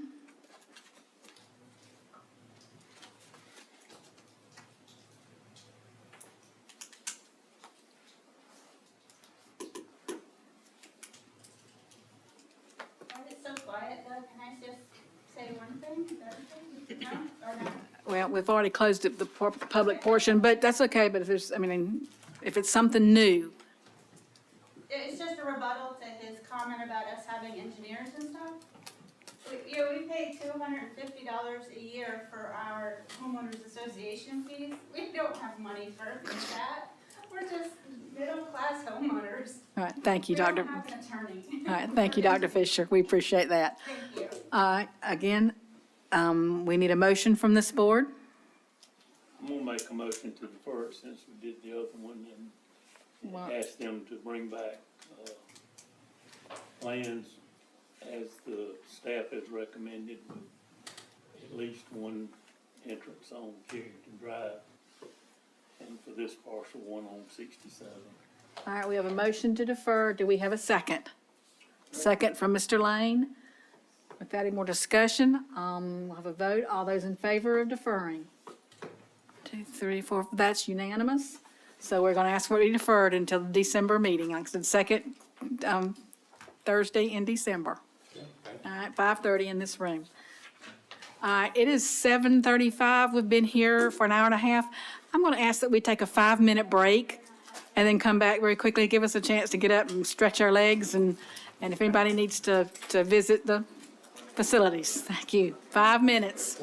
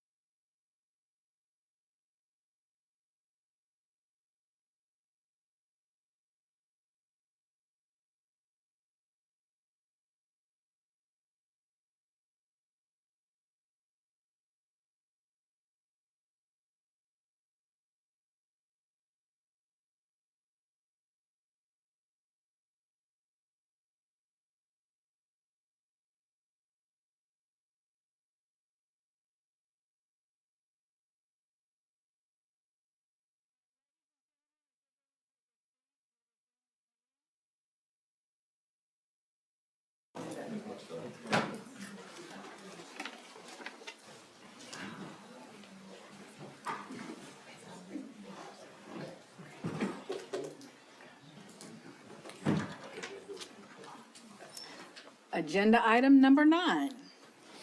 Frank Joe LLC has submitted an application to rezone approximately 1.5 acres from Ag 5 to R25, which is a residential 25,000 square feet, for the purpose of creating a residential neighborhood.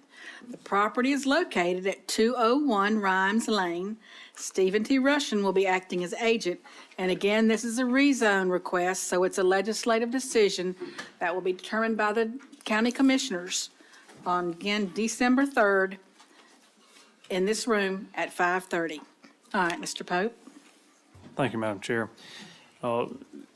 This case involves, the 1.5 acres.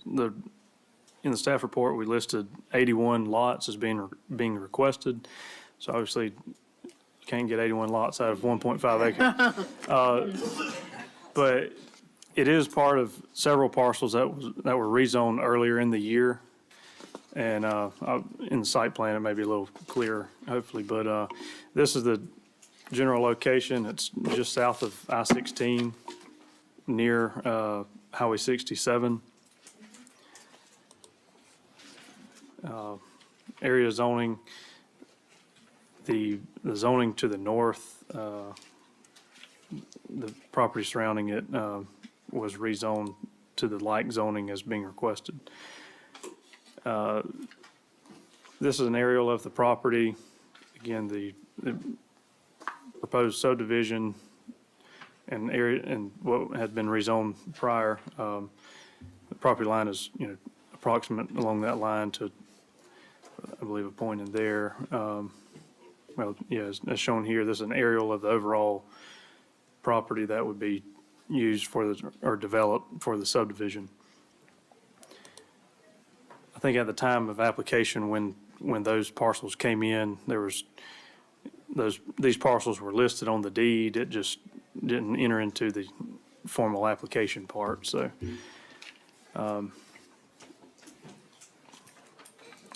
the access currently is through, I believe, an easement into this property.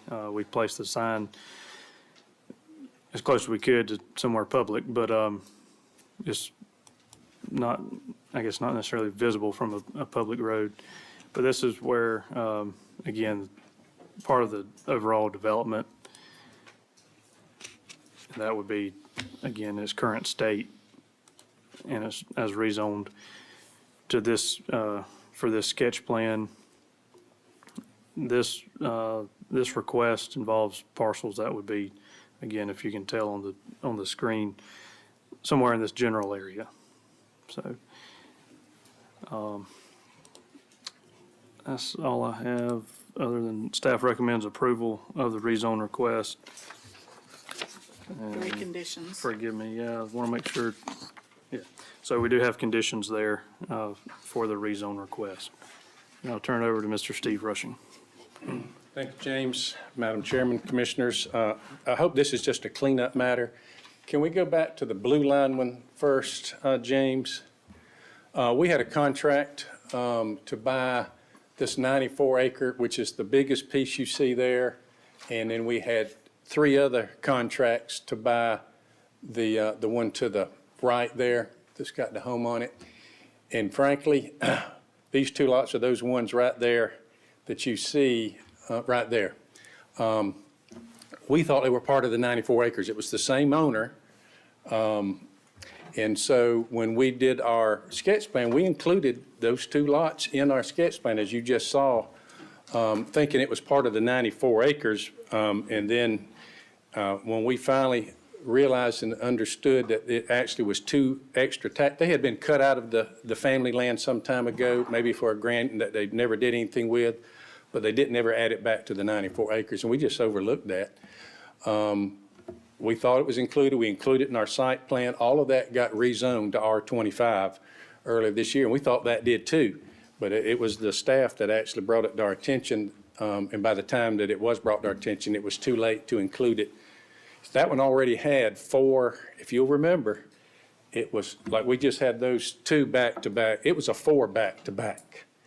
And we got all of them R25, but we just didn't realize we should have had 6 back-to-back, including these 2 little parcels that had been carved out. We showed it in our site plan, which you guys recommended, and it got approved, but they were not actually in the application. So we've come back with the application to include them or add them back so that that full site plan that you saw would be complete, including these 2. They're 3/4 of an acre each. And they were reacquired by the owner of the 94 acres, and we just didn't realize that. We do ask that they be included in the R25 zone so we can complete our development plan. Thank you. Are there any questions for Mr. Russian? If there's no discussion, then we will entertain a motion. Motion to approve. Got a motion to approve with conditions from Mr. Chandler. Got a second from Mr. Lane. All right, all those in favor? All right, we will be recommending, as unanimous, we will recommend to the county commissioners December 3rd, 5:30. Thank you in the Lord. Thank you.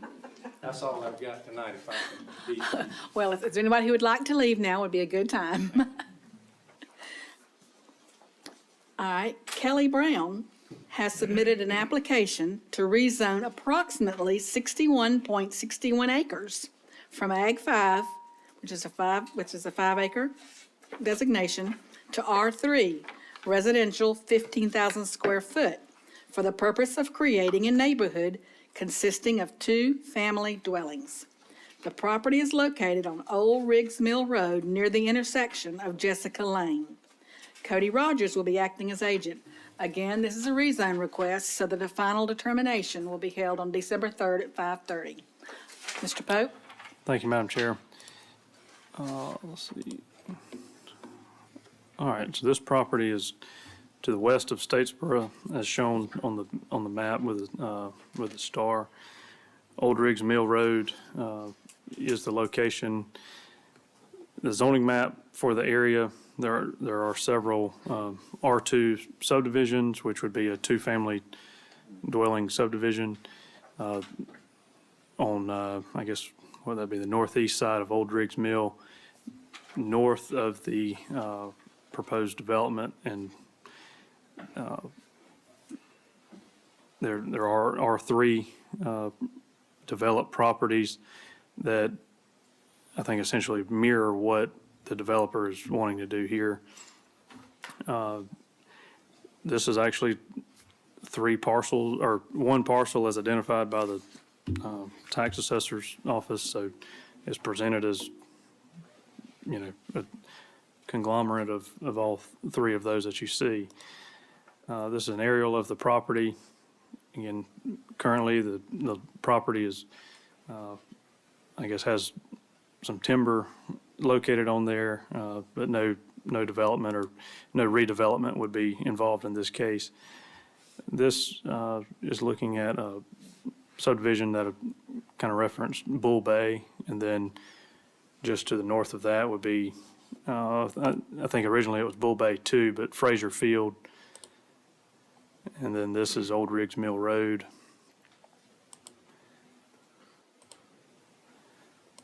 And again, you're not really going to see much from the road as in its current state, but this is the site plan that's proposed. The development does involve all 2-family dwellings.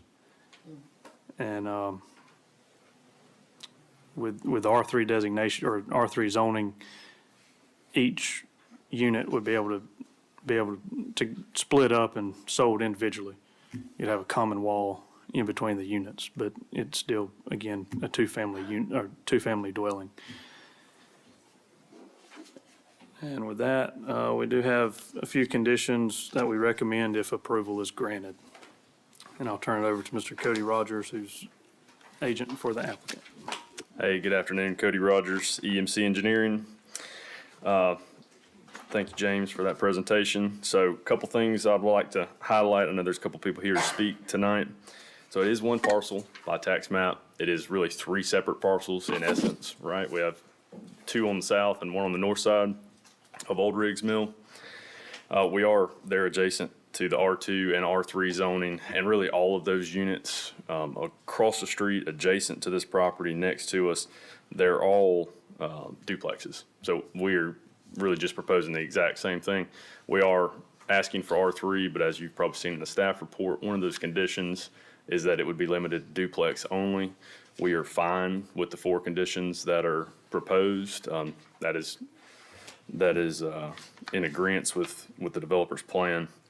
So right now, just to give you some quick numbers here, what we'll call the northern parcel has 36 units on it. The southern parcel, the main parcel, has 62 units on it.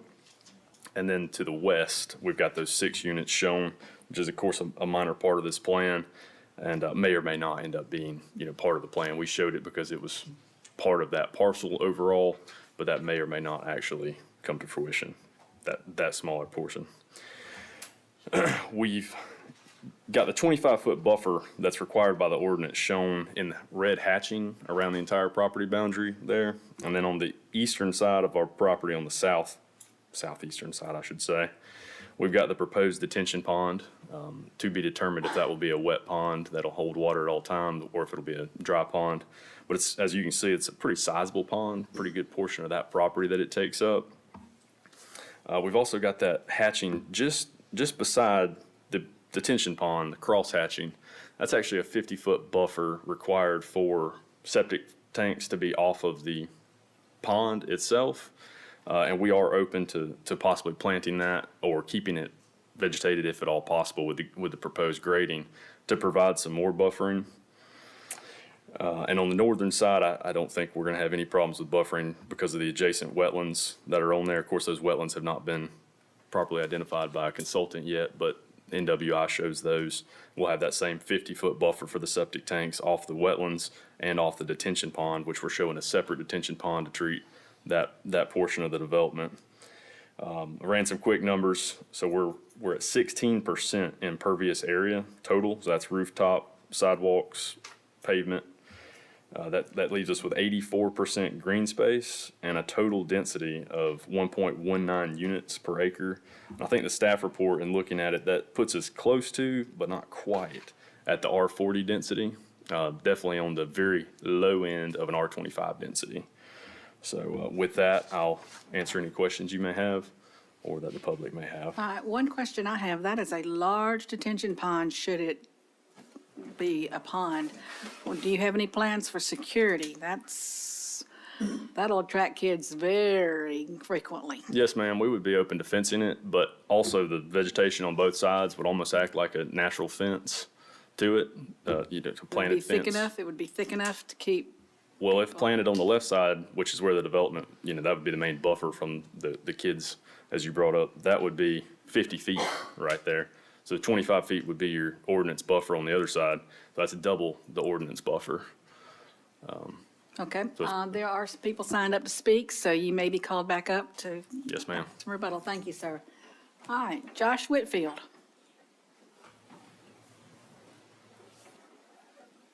Thank you. I'll keep it brief so everybody can get home sooner. My wife and I live with our 2 kids on the other side of that retention pond on Cypress Lake, headed towards Cypress Lake Road. And we respect growth in this community and know that we're going to need more housing. Our concern is over the density in this one area. As you drive a little over a mile down Old Riggs Mill Road, you already have 150 high-density units of duplexes and 66, which are recently just rezoned and built there, which is the Fraser property. And this would propose adds another 100 more units in that same 1 mile drive on Old Riggs Mill Road. That's our biggest concern. Each time we've seen this type of growth on this road, the amount of trash increases on the road, the amount of traffic. It's a very busy road for just being a small county road. The other things we want to bring to note, as the staff noted, it doesn't meet the comprehensive plan, and there are no new or changing conditions not anticipated by this comprehensive plan. The public safety agencies will be negatively impacted by the increase of density. And again, balanced development is a good thing. I'm pro-development, but there's an over-concentration in this one area. And that's our largest concern and overall harmful to our surrounding communities. When we built a home in this area, we didn't anticipate building in the middle of duplexes on both everywhere we went. We have a comprehensive plan to guide us through these decisions and allow property owners to have an understanding of the future of their surrounding areas when they do invest in that area. All we're asking is to follow the guidance of the comprehensive plan concerning the density of this project. Thank you. Thank you, sir. Mr. David Ball?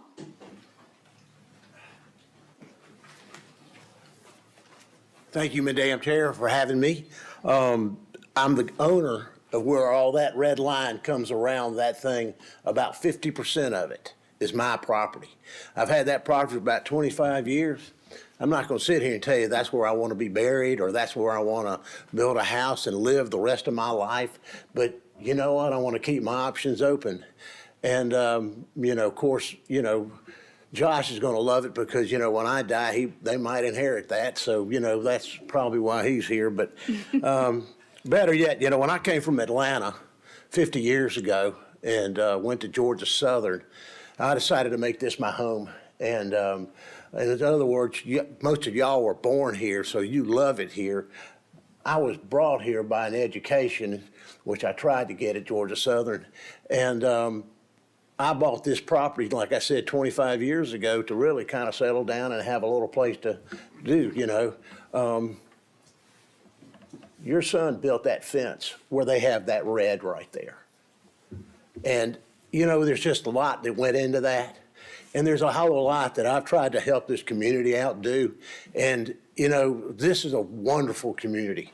You're so much better than Fulton County, you just don't know. But Matt Blish kind of told me one day that his grandfather told him, you just can't buy up every piece of property around your property because you'll go broke before you finish or you'll die. But my thing is what Josh just said. Please, y'all turn this down. And let them, we can grow somewhere else. But it's pretty neat looking at the property. I've never come before y'all, and hopefully this will be my last time. But thank y'all for your consideration. Thank you, Mr. Ball. Ms. Julie Gay? Probably not as good at talking as they are, but I joined them. I live right behind Jessica Lane. My drive runs down by Jessica Lane. I own the complete back part that butts up to Mr. David, that is gonna butt up to the side of this. There's a small 5-acre tract between me and that third parcel that has 6 apartments on it.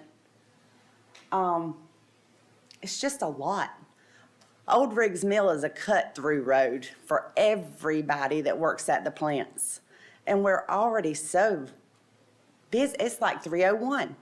And it's not very wide. I feel like, and I'm on the road a lot with a commercial truck, that Old Riggs Mill is probably one of the narrowest roads around. And that's just a lot of traffic. And the water. Right now, since our last rain, those 2 properties right there on the far side are still holding water. When they built Jessica Lane, instead of having somewhere for their water to go, they diverted it onto my property. So I had to deal with all of that.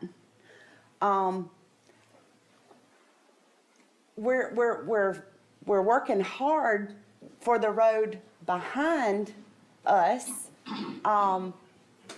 Because all the water from us, it's a downhill slope from Mr. David's, from mine, from Jessica Lane, from all these new ones. It's a downhill slope because it used to be an old dairy farm behind us. And they had ponds that would catch the crap. And so it was designed it all ran off that way from Aikens Dairy Farm. And the people that live behind us their roads are staying washed out to where they can't even get to their homes right now. So whenever we take this these trees and that's soaking it up and put concrete there and these runoff ponds. I mean, I just don't understand where all the water's gonna end up going and where all the traffic is how that's gonna affect us. You know, and I don't want that many neighbors. I was born and raised on this road. I knew it when it was a dirt road and there was 8 houses total on the whole entire road.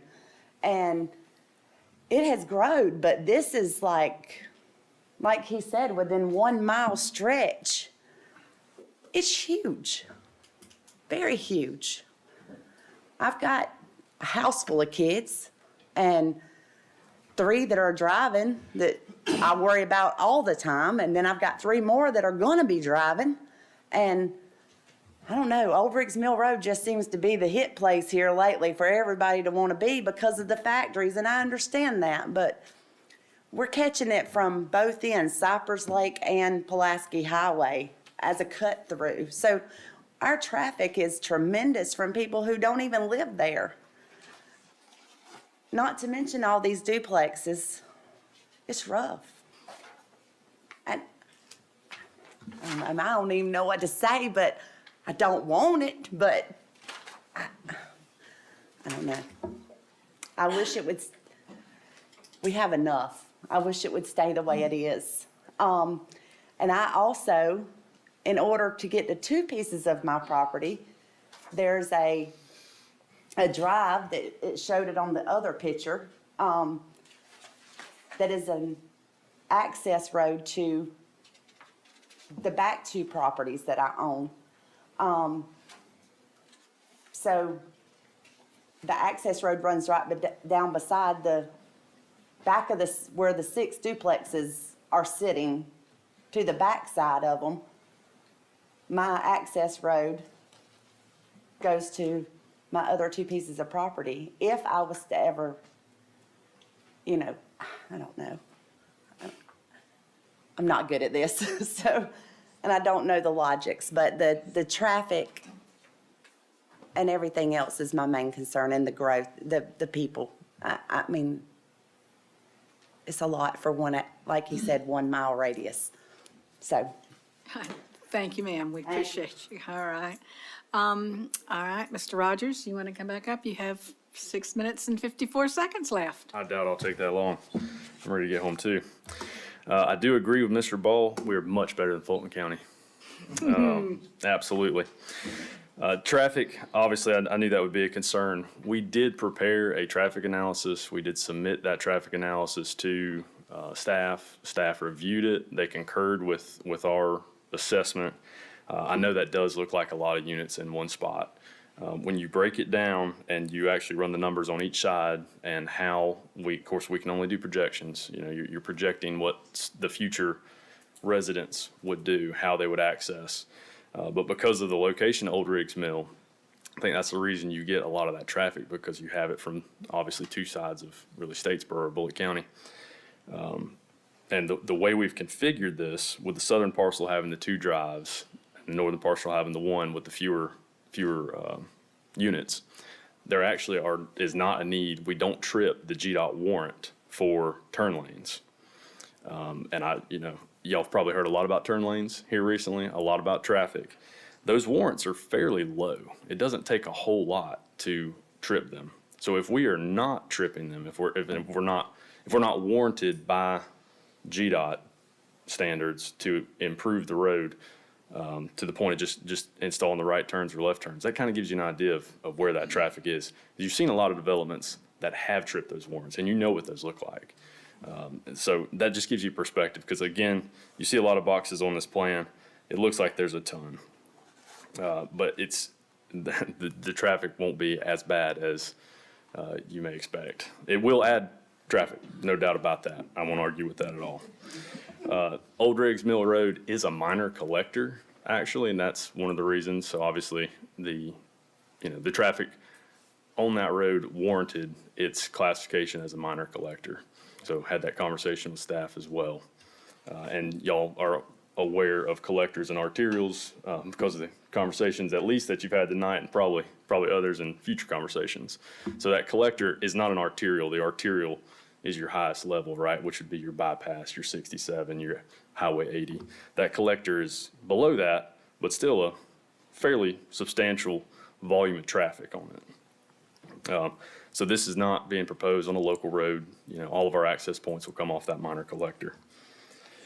The developer has reached out to at least two of the speakers prior to this meeting. I know there was a little bit of conversation had.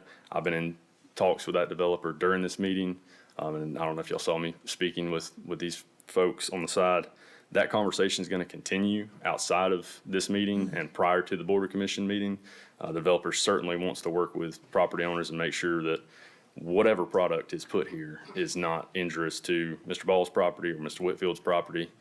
To be determined what that looks like in a change, but that conversation will continue out of here. We will be working with the neighbors. And with that, I believe I'll leave it with you. Are there any questions for Mr. Rogers? Mr. Lane? Water system, water system, please. Yes, sir. Similar to the other developments in the area, it would be a community water system. We would be looking to hit that 500 gallon per minute mark that's now required by ordinance. So it would be your typical well. Would it be owned or operated by the developer, or would it be a third-party water system? Most likely third party.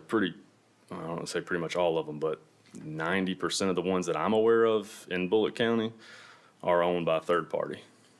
We've had this come up with the weather events that we've had in the last year. There are some homeowners who are asking for backup generators when you have as many units as you have here, and you have power outage and you have no water to flush toilets, to brush teeth, anything. Has there ever been any conversation about generators, adding up backup generators to these water systems? I saw that one, this is sort of related, I guess, at least one of the third parties in our area has committed to providing generators at well sites. Now, I don't think that's been required by ordinance. I don't know if there's any ordinance requirements. I've been part of some of those conversations of not just from the community water system, but from other essential uses that figured out they needed generators as a result of Helene. So has there been a conversation with this development? No, just because we haven't gotten that far. If that was something that this board thought would be needed or required, or you wanted to put something on there, I think we'd be open to that.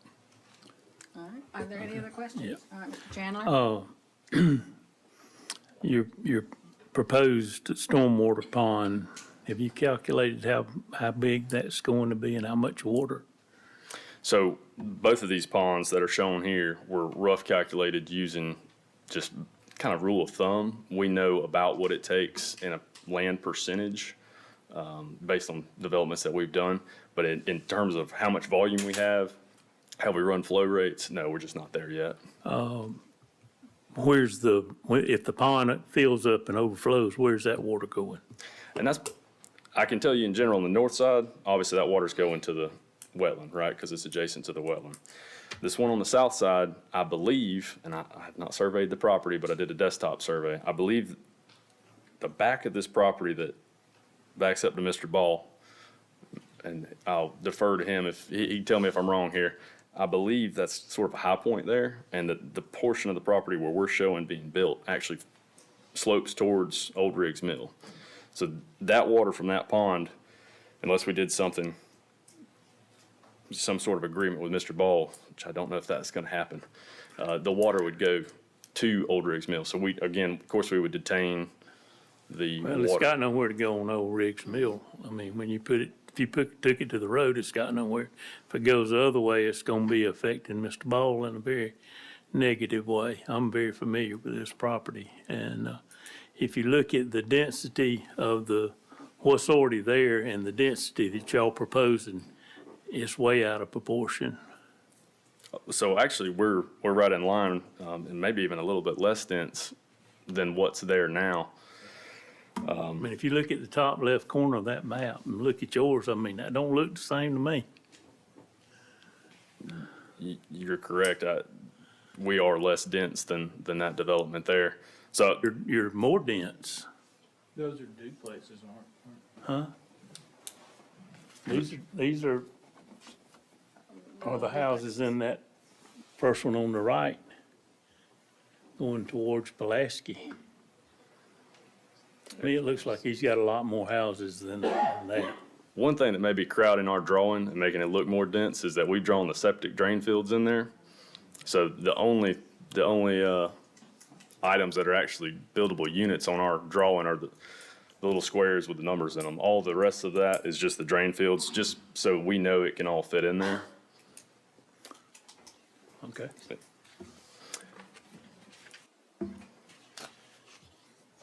If all of those on the left are duplexes, and these are duplexes, there's probably 10 more in that area that's already developed. I believe they're all duplexes between, I know Fraser Field is, which used to be Bull Bay 2, Bull Bay 1 is, Jessica Lane is, and I believe Cottage Court Lane is also. So, we almost view this as an infill development, really, with duplexes on all sides of it. I just want to say, I appreciate this drawing. I know we've gone round and round the last couple of months, so I appreciate you. I put this together with you in mind. I really appreciate that, I really. really did. I really did. I had to send James a new one. I said, nope, Adam's not gonna like that. So how many units are on each side of the road? The northern parcel has 36 units, and the southern parcel has 62. And again, that's units, so divide by 2 to get your buildings, right? So 31 buildings on the south and 18 on the north. That's still a lot of impervious surfaces for this area. That is 16% of the property as impervious area, so 84% green space. In turn, and that's actually considering the density for the duplexes on the left side, the 6 too. That's taking all that into account, which, like I said, that will probably come back cost prohibitive for the developer. So he may very well choose not to do that in particular. Are there any more questions, or there's still a minute and 33 seconds from the Ball family, or Mr. Whitfield, or Ms. Gay? All right, if there are no more questions for Mr. Rogers, we will entertain a motion. A motion to decline. We've got a motion to decline the rezone request. Is there a second? I've got a second from Mr. Brannon. Any more discussion? If not, then all those in favor of denial? 1, 2, 3, that's 4. All those opposed to denial? 1. All right, so we're going to recommend denial to the county commissioners, December 3rd at 5:30. And we'll look forward to seeing you then. Thank you, Mr. Rogers. All right, item number 11. Brian Carty has submitted an application to rezone approximately 15.5 acres from R40 to R25, which is a 25 square foot versus a 40,000 square foot lot, for the purpose of creating a single-family subdivision. The property is located on Josh Deal Road near the intersection of Harville. Andrew Lavoie will be acting as agent. And again, the Board of Commissioners will hear this on December 3rd at 5:30. Mr. Pope? Thank you, Madam Chair. This property and the next couple of agenda items involve 2 parcels, various zoning requests. But this request, is located on Josh Deal Road, and that's important to note because I think the next agenda item is the same parcel, but it would be Harville Road. So for this case, you're looking at access on a Josh Deal Road. Current zoning is R40. However, as shown on this map, on the zoning map, the surrounding properties pretty much everything around is R25, with the rezoning of, to the east, which is a subdivision known as Mayberry. The field on the southern portion of this, I guess, of the wetland or drain here, that's where this subdivision would be proposed. Again, current use is a field used in agricultural row crop. This is an aerial of the property, which I think the applicant will refer back to this aerial, but again, it shows the general area and the Mayberry subdivision actually underway. And then we have site photos of the property and surrounding properties. That's the property in its current state. And this is the sketch plan that's provided by the applicant. I will say, and I'll, I guess, qualify some of the conditions that we've included. Interconnectivity for subdivisions has been a priority for some time for the county. And the Mayberry subdivision laid out a future road site that was anticipated that a future development at some point. We didn't know if it was in 10 years or 20 years or whatever, but we left it there. So that's in place in Mayberry. However, at that time, they were only required to leave an easement or I guess when the roads were dedicated, it would also be dedicated, but it's not improved. So the future road site, as shown on this sketch plan, in talks to the developer, we asked about interconnectivity, and that's where we have a condition in there as far as improving the road into Mayberry. I don't, I want to bring that up so that, if you don't feel like it's warranted on this subdivision, I think in best practice, it should go there. However, I think you could look at it in either way. So I guess maybe just keep that in mind. I just wanted to qualify that while I was introducing the case. So with that, we do recommend approval with the conditions for consideration. I'll turn it over to Mr. Andrew Lavoy, who's the agent for the applicant, excuse me. Thank you, Mr. Pope, Madam Chair, members of the commission. My name is Andrew Lavoy. I'm an attorney here in town. I'm pleased to be here tonight representing the applicant, Brian Carty, who's with us as well. This is going to be a 4-pack of rezoning applications, all related to the 2 parcels that Mr. Pope just summarized for you, all at the corner of Josh Deal and Harville Roads. This is an application to rezone this from R40 to R25. This is consistent and really a continuation of the prior rezoning of the Mayberry subdivision that's been rezoned to R25. And as this map depicts, this would be a continuation of that and consistent with, of course, not only that neighborhood, but the Weatherstone neighborhood across the street and other neighborhoods that have been developed in that same area. The applicant has no issue with any of the conditions that have been proposed by staff, including developing this future road that has been reserved in Mayberry to improve interconnectivity between those 2 subdivisions. So that's something that we're interested in doing and willing to do as well. And as was seen in that prior Google Maps, you don't get it on the tax map. I think that's just a more recent aerial image that Google picked up. But Mayberry is substantially underway, and this would simply connect that last little dark green space coming off of Josh Deal Road to the north with the larger Mayberry tract and be consistent with that zoning. So of course, we're here to answer any questions the commission may have, but we'd ask you to look favorably upon this application and recommend approval to the county commission. Thank you. All right, we have no one signed up to speak, so are there any questions from this board? Did we not rezone that across from the peanut company as along with Mayberry? Wasn't there? It was rezoned to R3. You're correct. How far up did it go? Do you know? Yeah, my zoning map here doesn't show that. The R3 for Mayberry took in this portion of the field. Okay, okay. Yeah, it's directly across from the peanut Okay. place, yeah. If there are no questions, this board will entertain a motion. Move to approve it.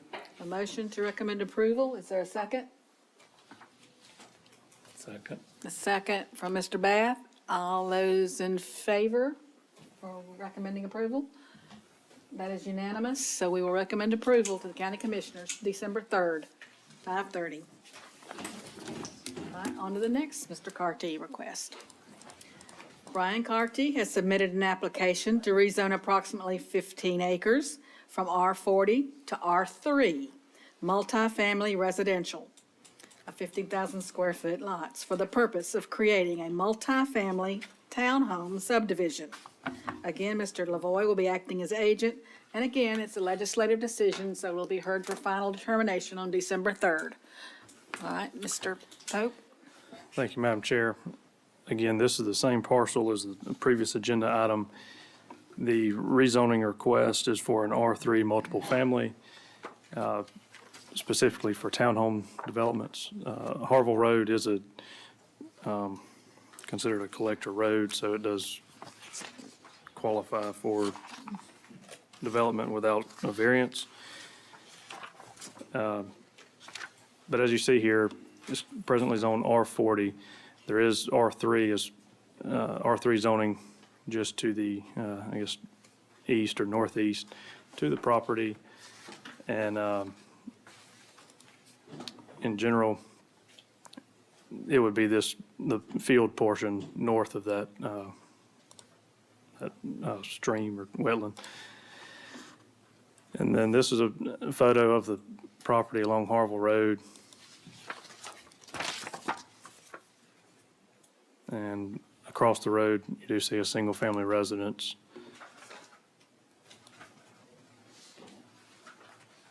And so this is the site plan as proposed by the applicant.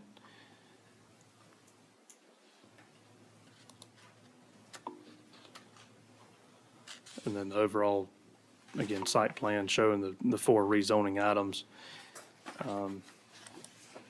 One of the next rezoning items would talk about rezoning,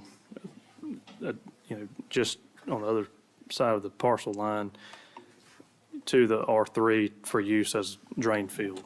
But that's, just for your knowledge on the septic system. But with that, staff recommends approval with conditions. So with that, I'll turn it over to Mr. Andrew Lavoy. Thank you again, Mr. Pope. Madam Chair, Andrew Lavoy for the applicant. And I appreciate Mr. Pope giving us the preview that I was going to give as well. That second box down that talks about the 0.9 acres, that'll be, I believe, the agenda item 2 from now. Not the next one, but the one after that is going to address just that small sliver that is over the parcel line into the other parcel owned by Mr. Carty, but which would like to be rezoned for purposes of serving this townhouse development. Again, this is really just to get in line with what's already happened. This commission saw that northeast portion of the Mayberry development on that side of the tree line was rezoned R3. And is intended for similar townhouse development. It's not as far along, so there's no real way to work an interconnectivity solution between those two parcels. Instead, this has 2 exit points out onto Harville Road, which is a collector road. But nonetheless, this use, if rezoned R3, would be consistent with what Mayberry is intending to do directly adjacent to this portion of this parcel. We have no issue, again, with any of the conditions that have been suggested by staff. They're consistent with the applicant's intentions for this parcel. We'd ask that this commission look favorably upon it and recommend approval to the county commission. Thank you, sir. Are there any questions for Mr. Lavoy? Roads in this would have to be curb and gutter How many and units? sidewalks. Yes, sir. It didn't seem to show that on the drawing, so I was questioning. Didn't count how many units. If there are no questions, then this commission will entertain a motion. Motion to approve it with the conditions. Motion to recommend approval with the conditions, a second from Mr. Lane. All those in favor? Again, that's unanimous. It'll be recommended for approval to the county commissioners on December 3rd. All right. Brian Carty has submitted an application to rezone approximately 9 acres from R40 to neighborhood commercial for the purpose of creating a retail and commercial center, very small scale. Again, Mr. Lavoy will be acting as agent. Mr. Pope? Thank you, Madam Chair. This neighborhood commercial rezoning, which I included I guess their intent with a small-scale retail center for the development. But as shown here, general location, again, next to the properties that the previous agenda item included. Josh Deal Road and Harville Road at that intersection is where the applicant is proposing to locate the retail and commercial center considered small scale, which is under 12,000 square feet. And let's see, the aerial of the property, again, the more southern portion of the property relative to the Harville Road and Josh Deal Road intersection. We do have some conditions that look at some future realignment in that intersection.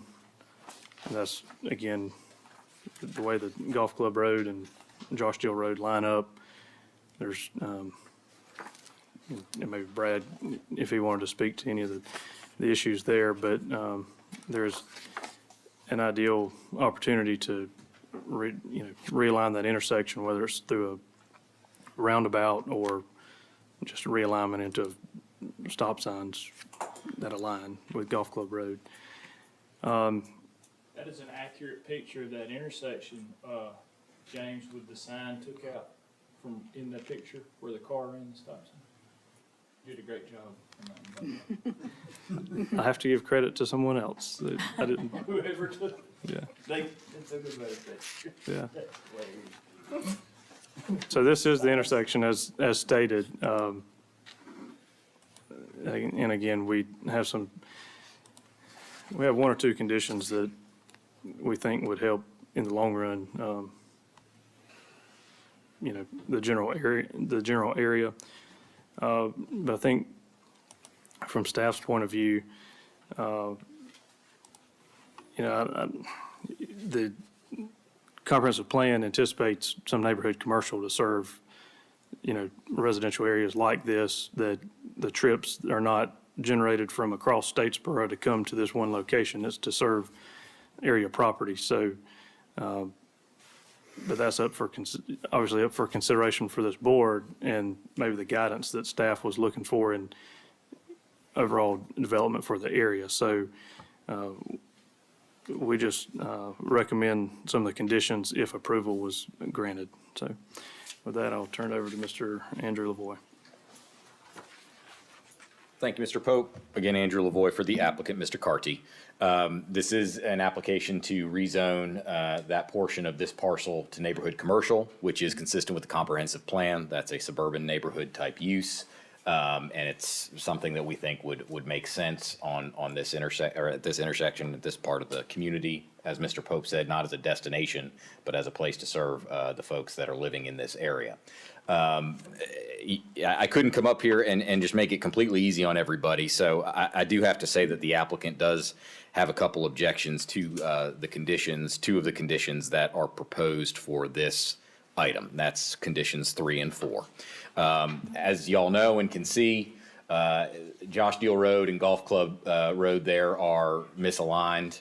And certainly the applicant is open to solutions that would make more sense for everybody there. Obviously, the easier it is for folks to move through that intersection, the more are going to come by the applicant's commercial development if it's approved. However, staff has proposed as condition 3 that the applicant deed to the county 30 feet from the existing right-of-way along Josh Deal Road for the length of the development along the roadway for future road improvements. So effectively, 30 feet in from the Josh Deal Road right-of-way into this parcel, running the entire length from Harville Road to Miss Perrin's property there to the east of this little, of the part of the property that cuts down to Josh Deal Road. And then the setback would be reduced to 70 feet, the first 30 feet having been deeded to the county, and then a 70-foot setback from there up into the rest of the parcel. Like I said, Mr. Carty is sympathetic to the situation. Certainly the intersection was misaligned, and he's willing to work with his site plan and figure out a way with the county that this can make sense. But in terms of just deeding over 30 feet of that property that's right there adjacent to Josh Deal Road, running along the entire length of the development, would take away a lot of parking spaces, a lot of potential room to maneuver. As a prior map showed, this isn't an open parcel stretching all the way up. It does hit trees pretty quickly there. So we're already working with a pretty small footprint, and to cut that in by 30 feet from Josh Deal Road to accommodate a problem that Mr. Carty didn't create, this misaligned intersection, seems unfairly burdensome to him just because he's the one that happens to be coming along and making this application to rezone that parcel. So again, Mr. Carty's completely open to working with the county on a roundabout solution, on a realignment solution. But it seems like there should be a solution that involves all of the owners at that intersection that we can come up with those folks, because there is open space. There's some open space on each end of on each corner of that intersection. So it seems like there should be a solution that works with all of those property owners instead of placing the burden of fixing the misalignment of those two roads on Mr. Carty alone. So we would ask that this commission look with approval on Mr. Carty's application to rezone this portion of the parcel to neighborhood commercial. It's consistent with the comprehensive plan and will serve these communities well. But we would ask that the commission do so while striking conditions 3 and 4 of or that are listed in the staff report. There's no issue with 1 and 2. Certainly, Mr. Carty wants to do what he can to figure out how this intersection can work for this development, and that's sort of the 1 and 2 conditions are doing analyses of what needs to happen to make this intersection make sense. But in terms of just deeding over 30 feet of the property aligning along Josh Deal Road, seems unfairly burdensome to place that on Mr. Carty alone. And with that, we'll answer any questions this board may have. Mr. Deal, Mr. Pope, I kind of agree with them. It's hard to put him burden for all of that. But if you did a roundabout, as we are experiencing more and more these days, how much more property would it take to construct a roundabout at such time as it would happen? Well, we don't at this point have a design. We have money in the budget for the intersection, and it's not this fiscal year, so we haven't gotten into doing any design work at this point. But I guess to answer some of the comments, the plan would not be to put all of the burden on just this property owner. I do anticipate we would have involvement with all the property owners at the intersection. It's just going to take some space, and I think where we were trying to get was to not have any structures that were very close to the road. I mean, as you all know, there's been wrecks there. There's been cars that have ended up, I think, inside a mobile home that used to be close to the intersection.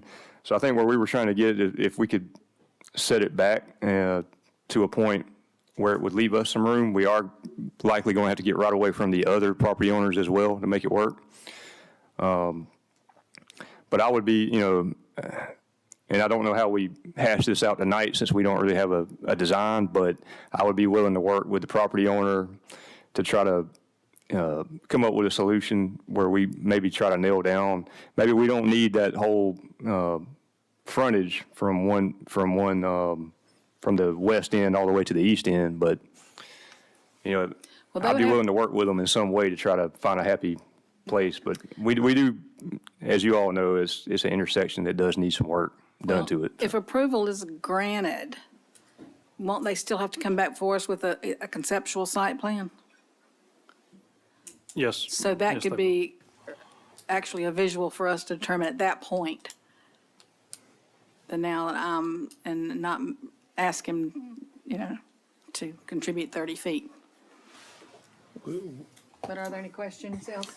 We really need to determine how much is going to need to be given to make a roundabout so that they can position that building that it won't be affected by what you do 2 years down the road.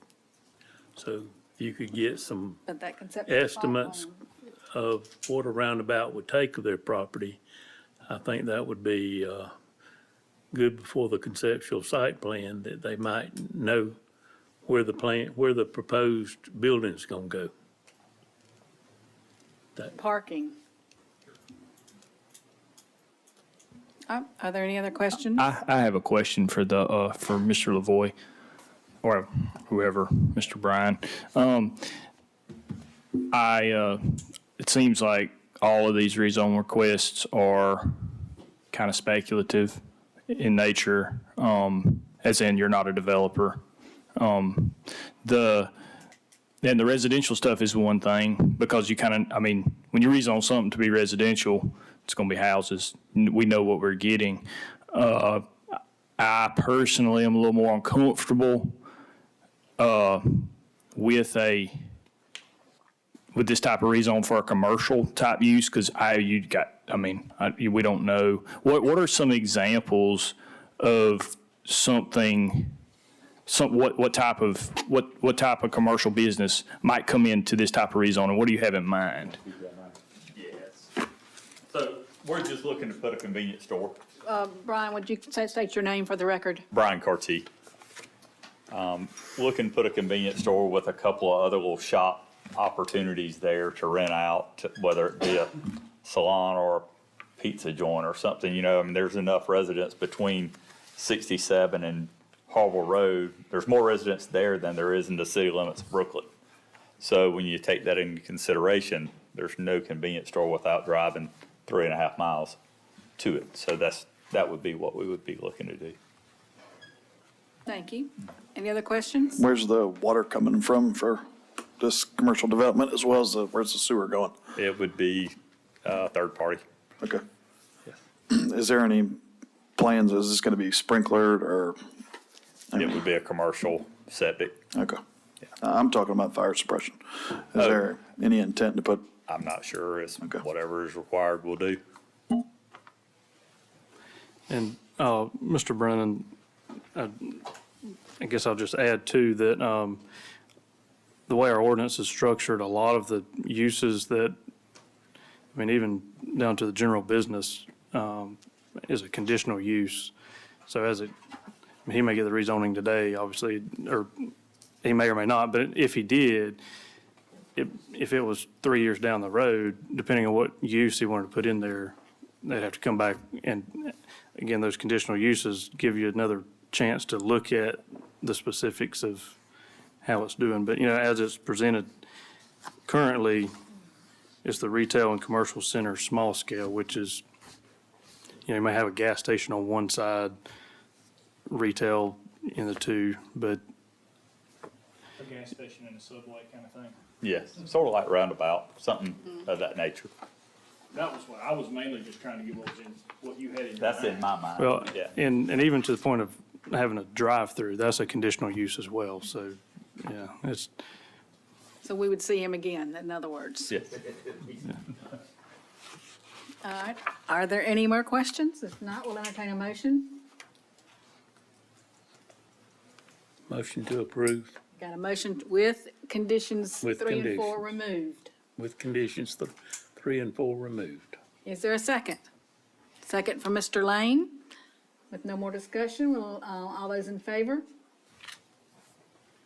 Again, that's unanimous, so we'll recommend approval for the county commissioners with conditions and with the 2 removed. All right, and item number 14.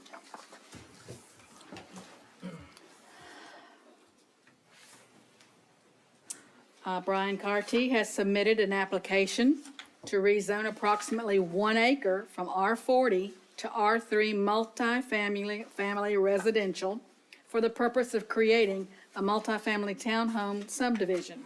The property again is located on Harvard Road with Mr. Lavoy acting as agent. Thank you, Madam Chair. Again, this parcel, as we saw in previous agenda items, is really just for the use to be included in the R3 development on the neighboring parcel. Again, as presented, likely no buildings, or I'll say no buildings are being proposed on this site other than just for the use to go along with what we've previously heard. So with that, staff recommends approval. Again, there's Yeah, some we did conditions. have some conditions, but they mirror what was already included on the other parcel, so. Mr. Lavoy, I'll turn it over to you. Thank you, Mr. Pope. I'll be extremely brief on this one. As with the application two items ago, we have no issue with these conditions. They're consistent with what the applicant was already planning, and it's merely to serve what's now been recommended for approval to be rezoned R3, to be consistent then with the Mayberry further up the road. So we'd ask that y'all recommend approval of this one as well. Thank you. Thank you, sir. Any questions? Recommend approval I got it recommended with conditions. with the conditions. Is there a second from Mr. Lane? No further discussion, all in favor? Again, that's unanimous, so it'll be recommended approval before the county commissioners, again, December 3rd. Thank you, sir. All right, lastly, and I apologize to Mr. Gohagan and Mr. Maxwell that y'all had to wait this long, but, the Home Builders Association of Statesboro Incorporated has submitted an application for a text amendment to amend the language of the Bullock County subdivision regulation. Mr. Christopher Gohagan will be acting as agent. And again, the Board of Commissioners will hear this on December 3rd. Mr. Pope? Thank you, Madam Chair.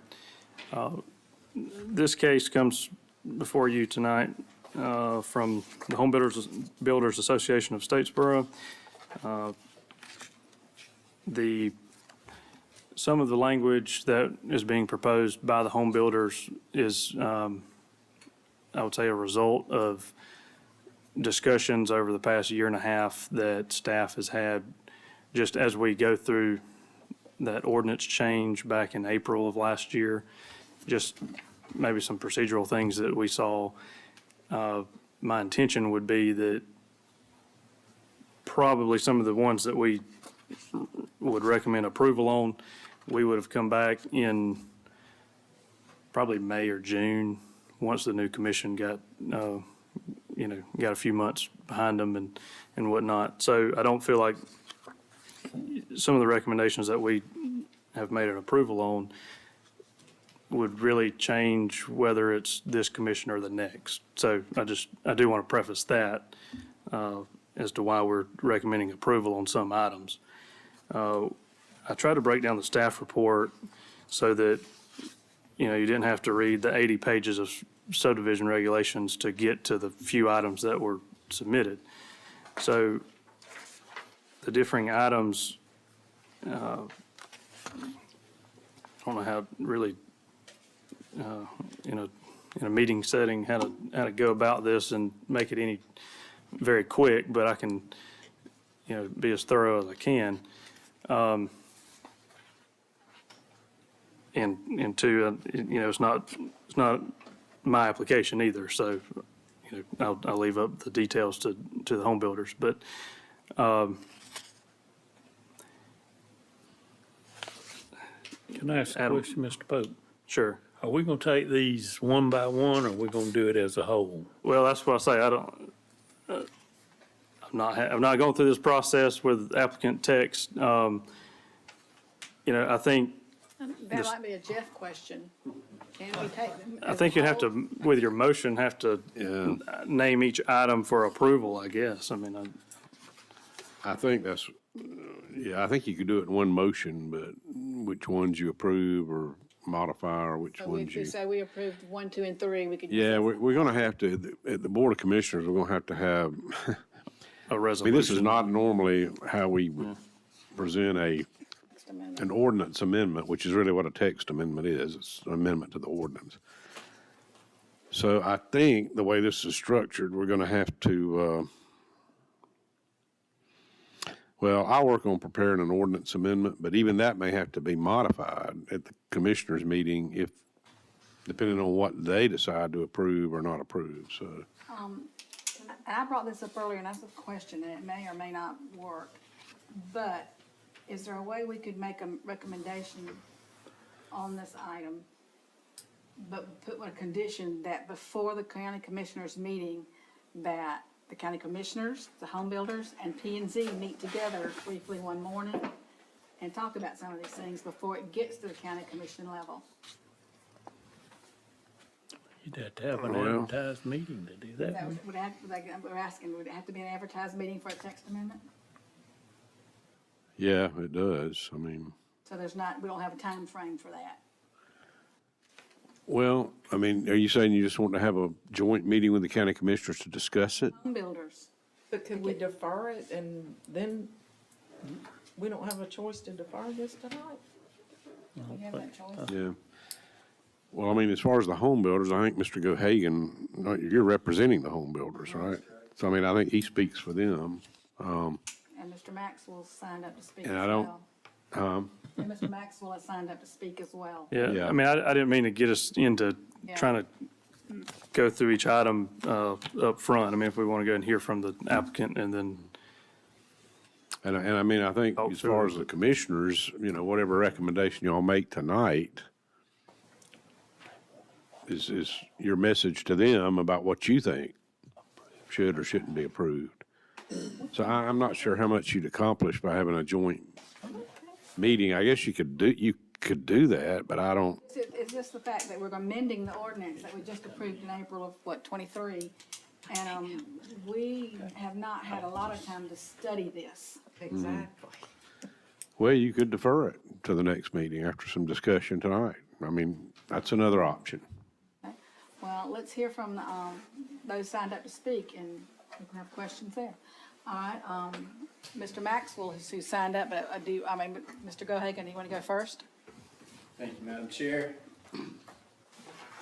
Good evening to all of you. I'm Chris Gohagan. I'm an attorney with Talby Rushing here in Statesboro. Pleased to be here tonight on behalf of the Home Builders Association of Statesboro to seek your consideration of these proposed text amendments to the Bullitt County subdivision ordinance. I want to start by thanking Mr. Pope and the staff for their diligent work on this report. I'm not here tonight to read the text of our proposed amendments to you. I am here to answer any questions you may have regarding those amendments, and Mr. Maxwell, as a member of the development community, can probably share some more insightful details about some of the nuts and bolts of some of these. But again, we thank the county for their work on the report. And what is a rare occurrence for me, I really don't have a whole lot to add to the report given by staff. And the reason for that is, as Mr. Pope indicated, these revisions are the result of about a year and a half of conversations between the development community and county staff regarding ways that we might fine tune this subdivision ordinance. And we believe that the revisions we have proposed tonight strike a quality balance between the county's need to achieve consistent quality housing in this community that balances the public health, safety, and welfare with the need to add additional inventory for residents of our community. So I'm happy to go through them in any way you believe is most advantageous or most informative for you.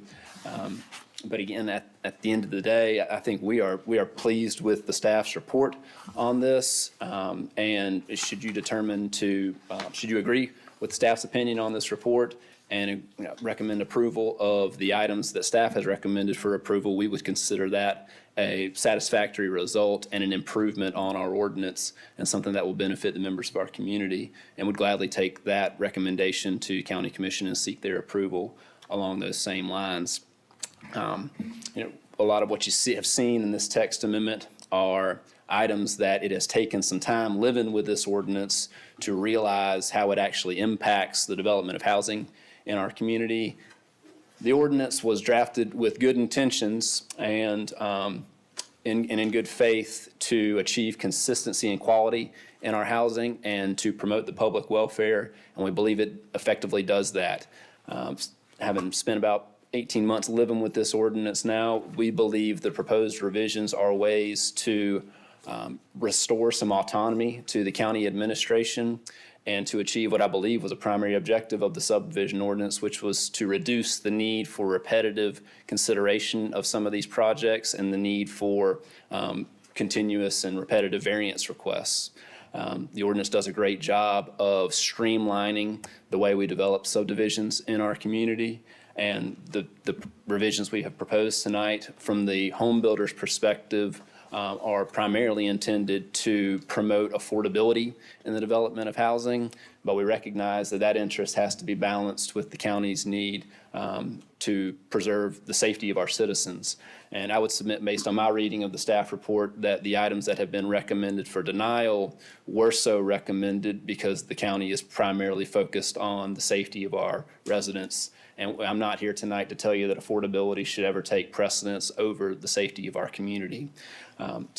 Again, we believe the staff's report to be sound, and if this commission agrees with the staff report and would recommend approval as suggested by the staff, we believe that that would be a satisfactory result and a substantial improvement on our ordinance. Again, I'm here to answer any questions you may have. I'm not here necessarily to read to you. I think you've all can do that on your own. And Mr. Maxwell, to the extent you need any insight into how this is actually playing out when developers go to actually start pouring footers and putting these homes in our community, I know he's prepared to answer those questions as well. All right, would Mr. Maxwell like to come up? And I believe we have some county officials here that could probably answer some other questions. Yeah, my name's Joey Maxwell, Maxwell Reddick and Associates. I really don't have anything to add. It's hard to follow that at 9 o'clock at night. But I appreciate y'all's hard work up here and putting up with our community as we try to grow. But anyways, I'm just here to answer any kind of technical questions from the development community. I drew the short straw tonight, so. But here to answer any questions. So you were not involved in the recommendations of some of the writing of this, or were you? Actually, I would like to say that, I've been involved with this ordinance from its initial writing because the county staff worked with us. They gave it to us to review. We gave comments. Some of those comments were accepted, some were not. Thought the intent of the ordinance was very well thought out. Unfortunately, when we start applying an ordinance, that's when we start finding any kind of issues. And those issues, they range from some minor things to some major things. So, that's where we start coming back with text amendments. And all of these ordinances are written with good intent, but they have to be massaged a little bit along the way. So that's kind of where we stand from the development community. And there's a few misconceptions in the ordinance and how we read it. And I don't want to be up here arguing public safety at all. That's not our intent. I've had a lot of discussions with the fire department. We sit around and debate a lot, but there are some misconceptions with some of the things in the ordinance, and that's why they are presented to you tonight. But the staff has recommended a denial on a lot of those. We accept that as well because that is a public safety item. There is one thing I would like to clarify, though. I've heard it a lot tonight with all of the folks speaking on all the townhomes and all these things. And I believe there's a misconception in our community, in the development community, as well as within some of the staff, that 500 gallons per minute on a water system is the new standard. And in actuality, it's not. So it's based on the structure size. And that's what some of the clarifications that were presented is the structure size. So some of these things that I looked at tonight, like Carrollton South, those average home sizes are 2,100 square feet. So based on the calculations and the actual ordinance, that would require 700 gallons per minute fire flow, plus whatever demand is used by the houses. So you're getting up to 800, 900 gallons per minute. Those are some misconceptions in the development community. And I hear it a lot, 500 gallons per minute. and I haven't heard a lot about what size homes in here. You know, so when you look at 500 gallons per minute, you're looking at a 1,500 square foot home. That includes the garage.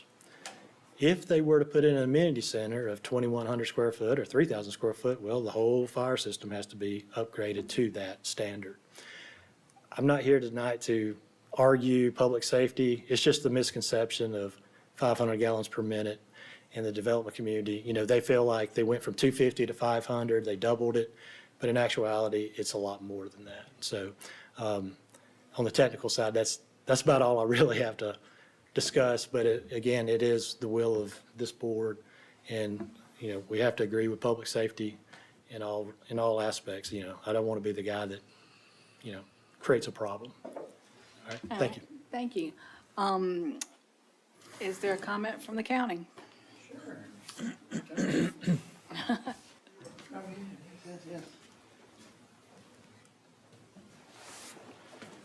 Well, hello, Chief Tapley.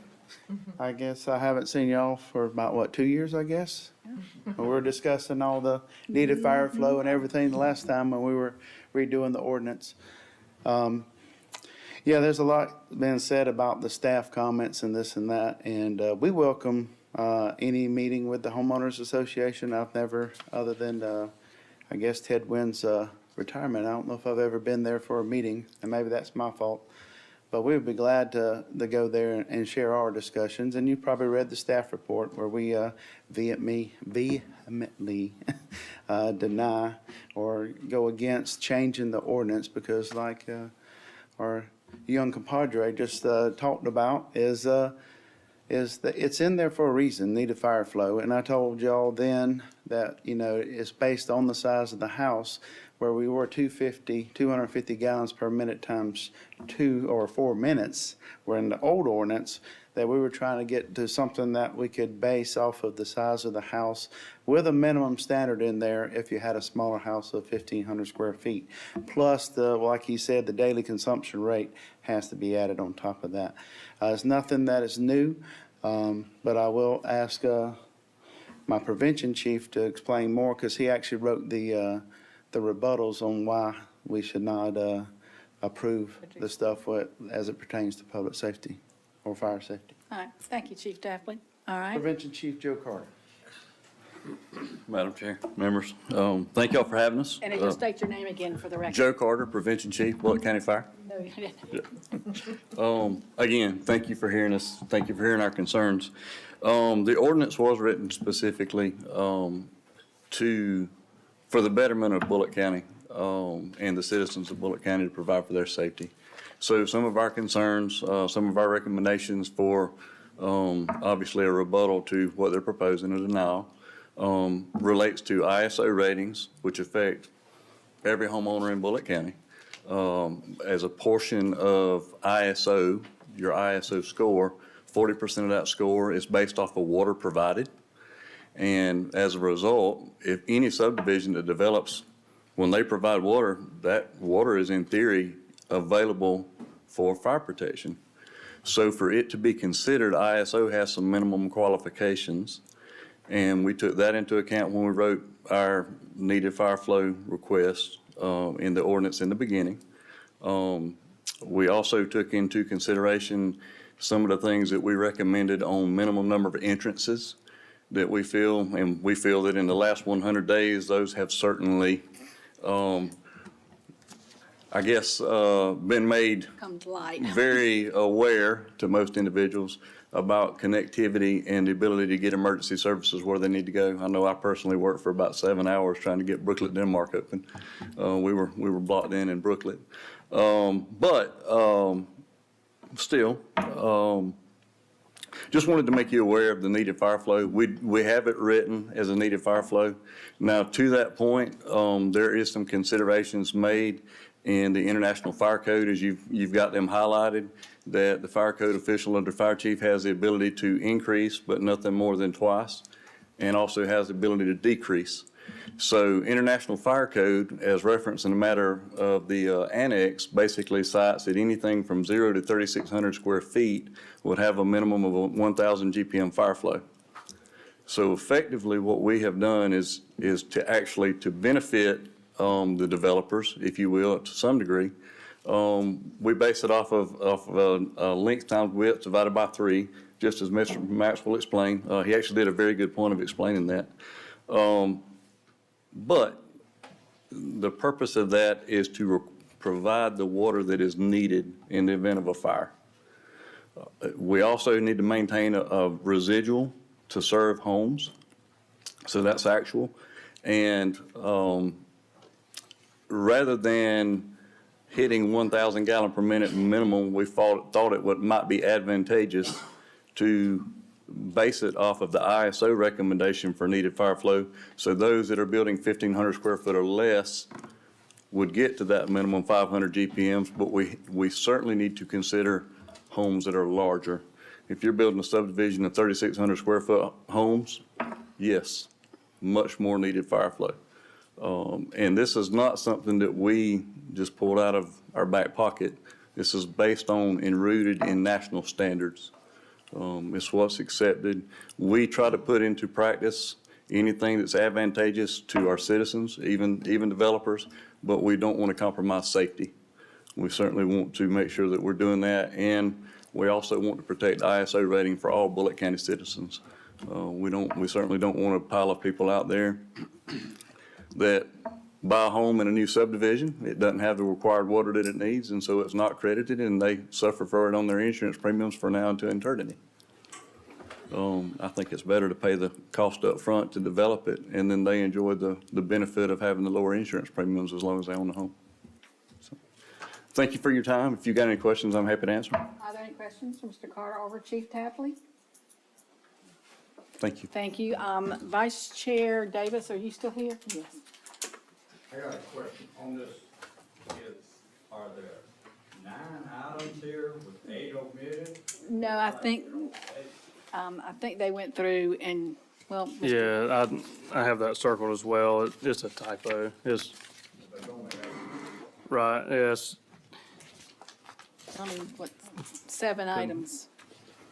1, 2, 3, 4, 5, 6, 7, 8. Well, I'm there's missing 8 one. items, but it's labeled item 9, but Yeah, it's labeled 9, 8, yeah. I think in some of the copy and pasting that from the putting together the staff report, it got off, but. That's assuming you'll have that fixed before the commissioners meeting. So if we make a motion with number 9 and you change it to number 8 or whatever the case is. Absolutely.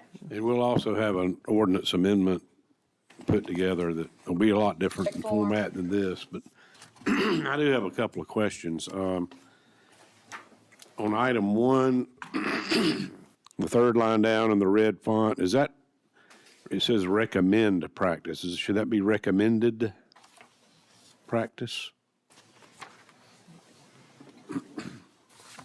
I believe so. No, that's a affirmative by Brad.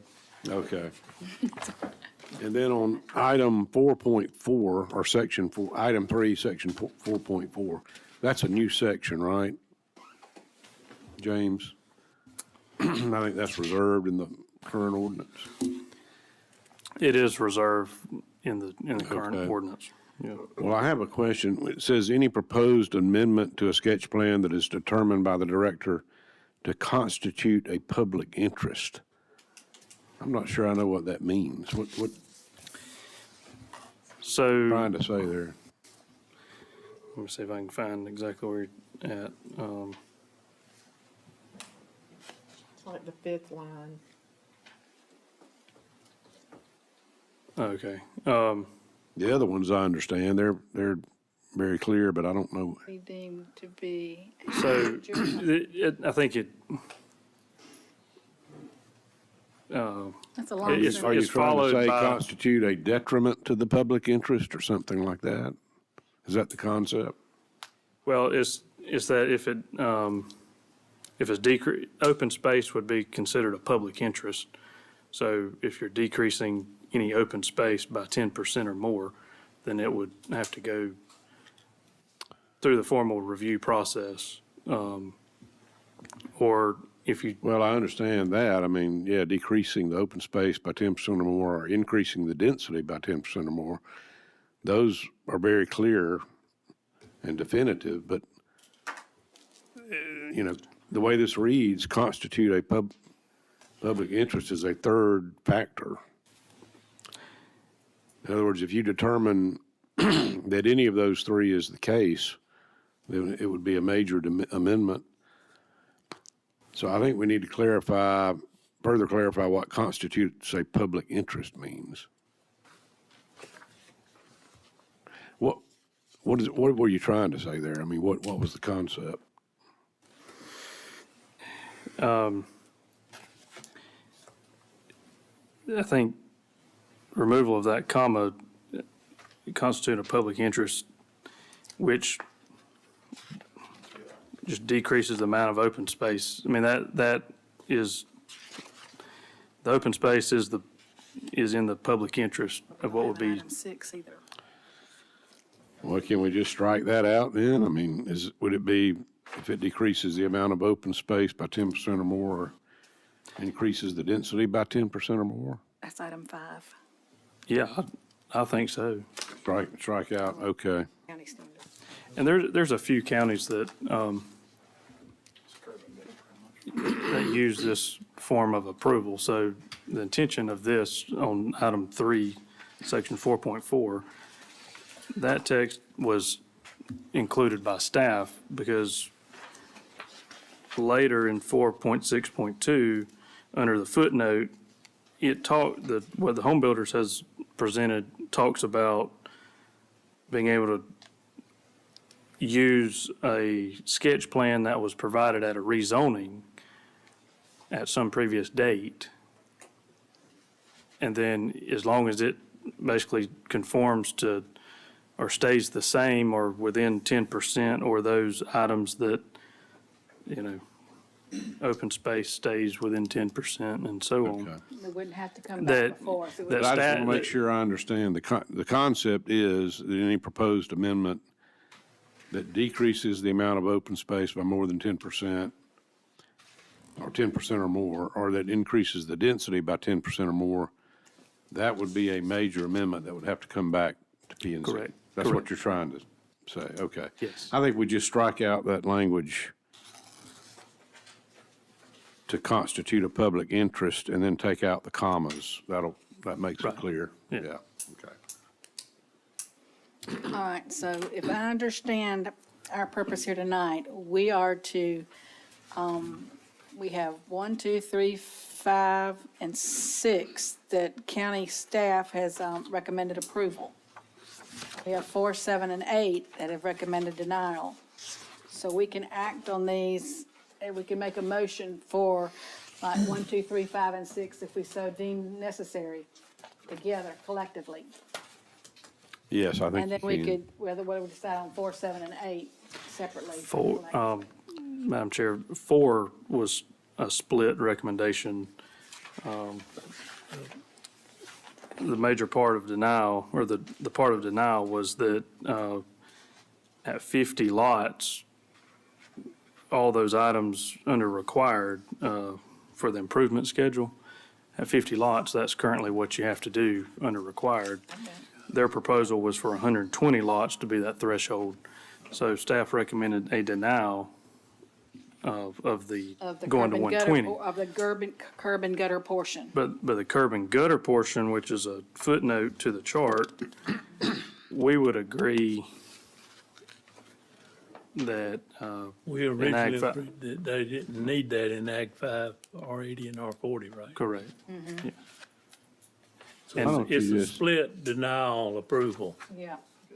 If you agree with the staff recommendations, why don't you just make a motion to recommend that the commissioners approve the staff recommendations? I think that sounds like a winner. Mr. Gohagan. To that point, I just want to reiterate, this has been a collaborative process. You're seeing it before you tonight. Our public safety officers are charged with the public safety, and we appreciate everything that they do, and they're being here tonight at this very late hour. If this commission is inclined to recommend to the county commission approval of these text amendments as recommended by staff, we are on board with that. Thank you, Mr. Gohagan. All right, are there any more questions from this board? We'll entertain a motion. I make a motion that we recommend the that we recommend the county commission do what the staff recommended on every one of these. With the striking of the, Yes, and yes, Conversation of that. yes, and striking the words out, Item 3. yeah. Yeah, okay. You got it clear? All right, then if there's no more discussion, need a second? do we have a second? Mr. Schuler. Mr. Lane has a second. All right, all those in favor of that recommendation? Is unanimous. We will see you again before December 3rd at 5:30. We'll also change the word where it says final plating of the first subdivision phase. That sounds like a restaurant. We'll change that to final plating. And put it in Which I proper think form. is We what want it was to be in proper form before the county commission, correct? Yes, I'll prepare an ordinance amendment that just includes what was recommended to be approved, so. All right, we thank you, gentlemen. Now, we have one more item to talk about before we adjourn. I mean, y'all are welcome to leave. This is just, this is just some administrative items. Can I eat Chips Ahoy cookies while You sure can. And crackers. I'm bringing before our commission, and we have to vote on it. And we have to do it now because of logistics, and because of, dates that we have to make public, knowledge of. I would like to move our planning and zoning meetings to the third Tuesday of every month. And I need to bring it before a vote before this commission. And I'll say one reason, and this happens often, sometimes, but not every time. This coming February, we have an extremely important Gaza meeting. It's gonna fall on our normal Thursday, meeting. And so we'll have to move it. We've got to do that ahead of time. But I would really like, Mr. Jeff. Yeah, well, I was just gonna say, if you're gonna consider moving the meeting to a different night, would you also consider starting it at 5:30, like the county commissioners do? Absolutely, if our farmer can do that. It don't make no difference. If y'all can do that, because Oh, the yeah, I only reason I think say if- that, these meetings are getting longer and longer. Yeah. It may change after the first of the year, but. Brother. So I'd like to make a motion that we move the meeting to the third Tuesday and that we begin at 5:30 PM. So I can make that motion as chairman. All right, we got a second? All those in favor? Who seconded it? January 1st, Chris. Schubert, whoever. Well, Unanimous? In January or December? January. Make that motion for January. Because of advertising. Well, yeah, let me think about the, These January, I think January meeting. Because Okay. of advertising. That gives them time to get the logistics and new dates for advertising. Yeah. I should, well, because it would extend it out to the next week. I mean, yeah, I should have That should give you enough time, yeah. That's why I wanted to bring it up tonight. Thank you. Yeah, that'll be later in the month than the second Thursday, so that Right. should work, yeah, Yeah. okay. Yep. No, it's a third Tuesday. The third Third Tuesday. Tuesday. All right, that motion has passed. Now, I'll entertain a motion to adjourn this meeting. Who made the motion? I did. Everybody. All right. All right.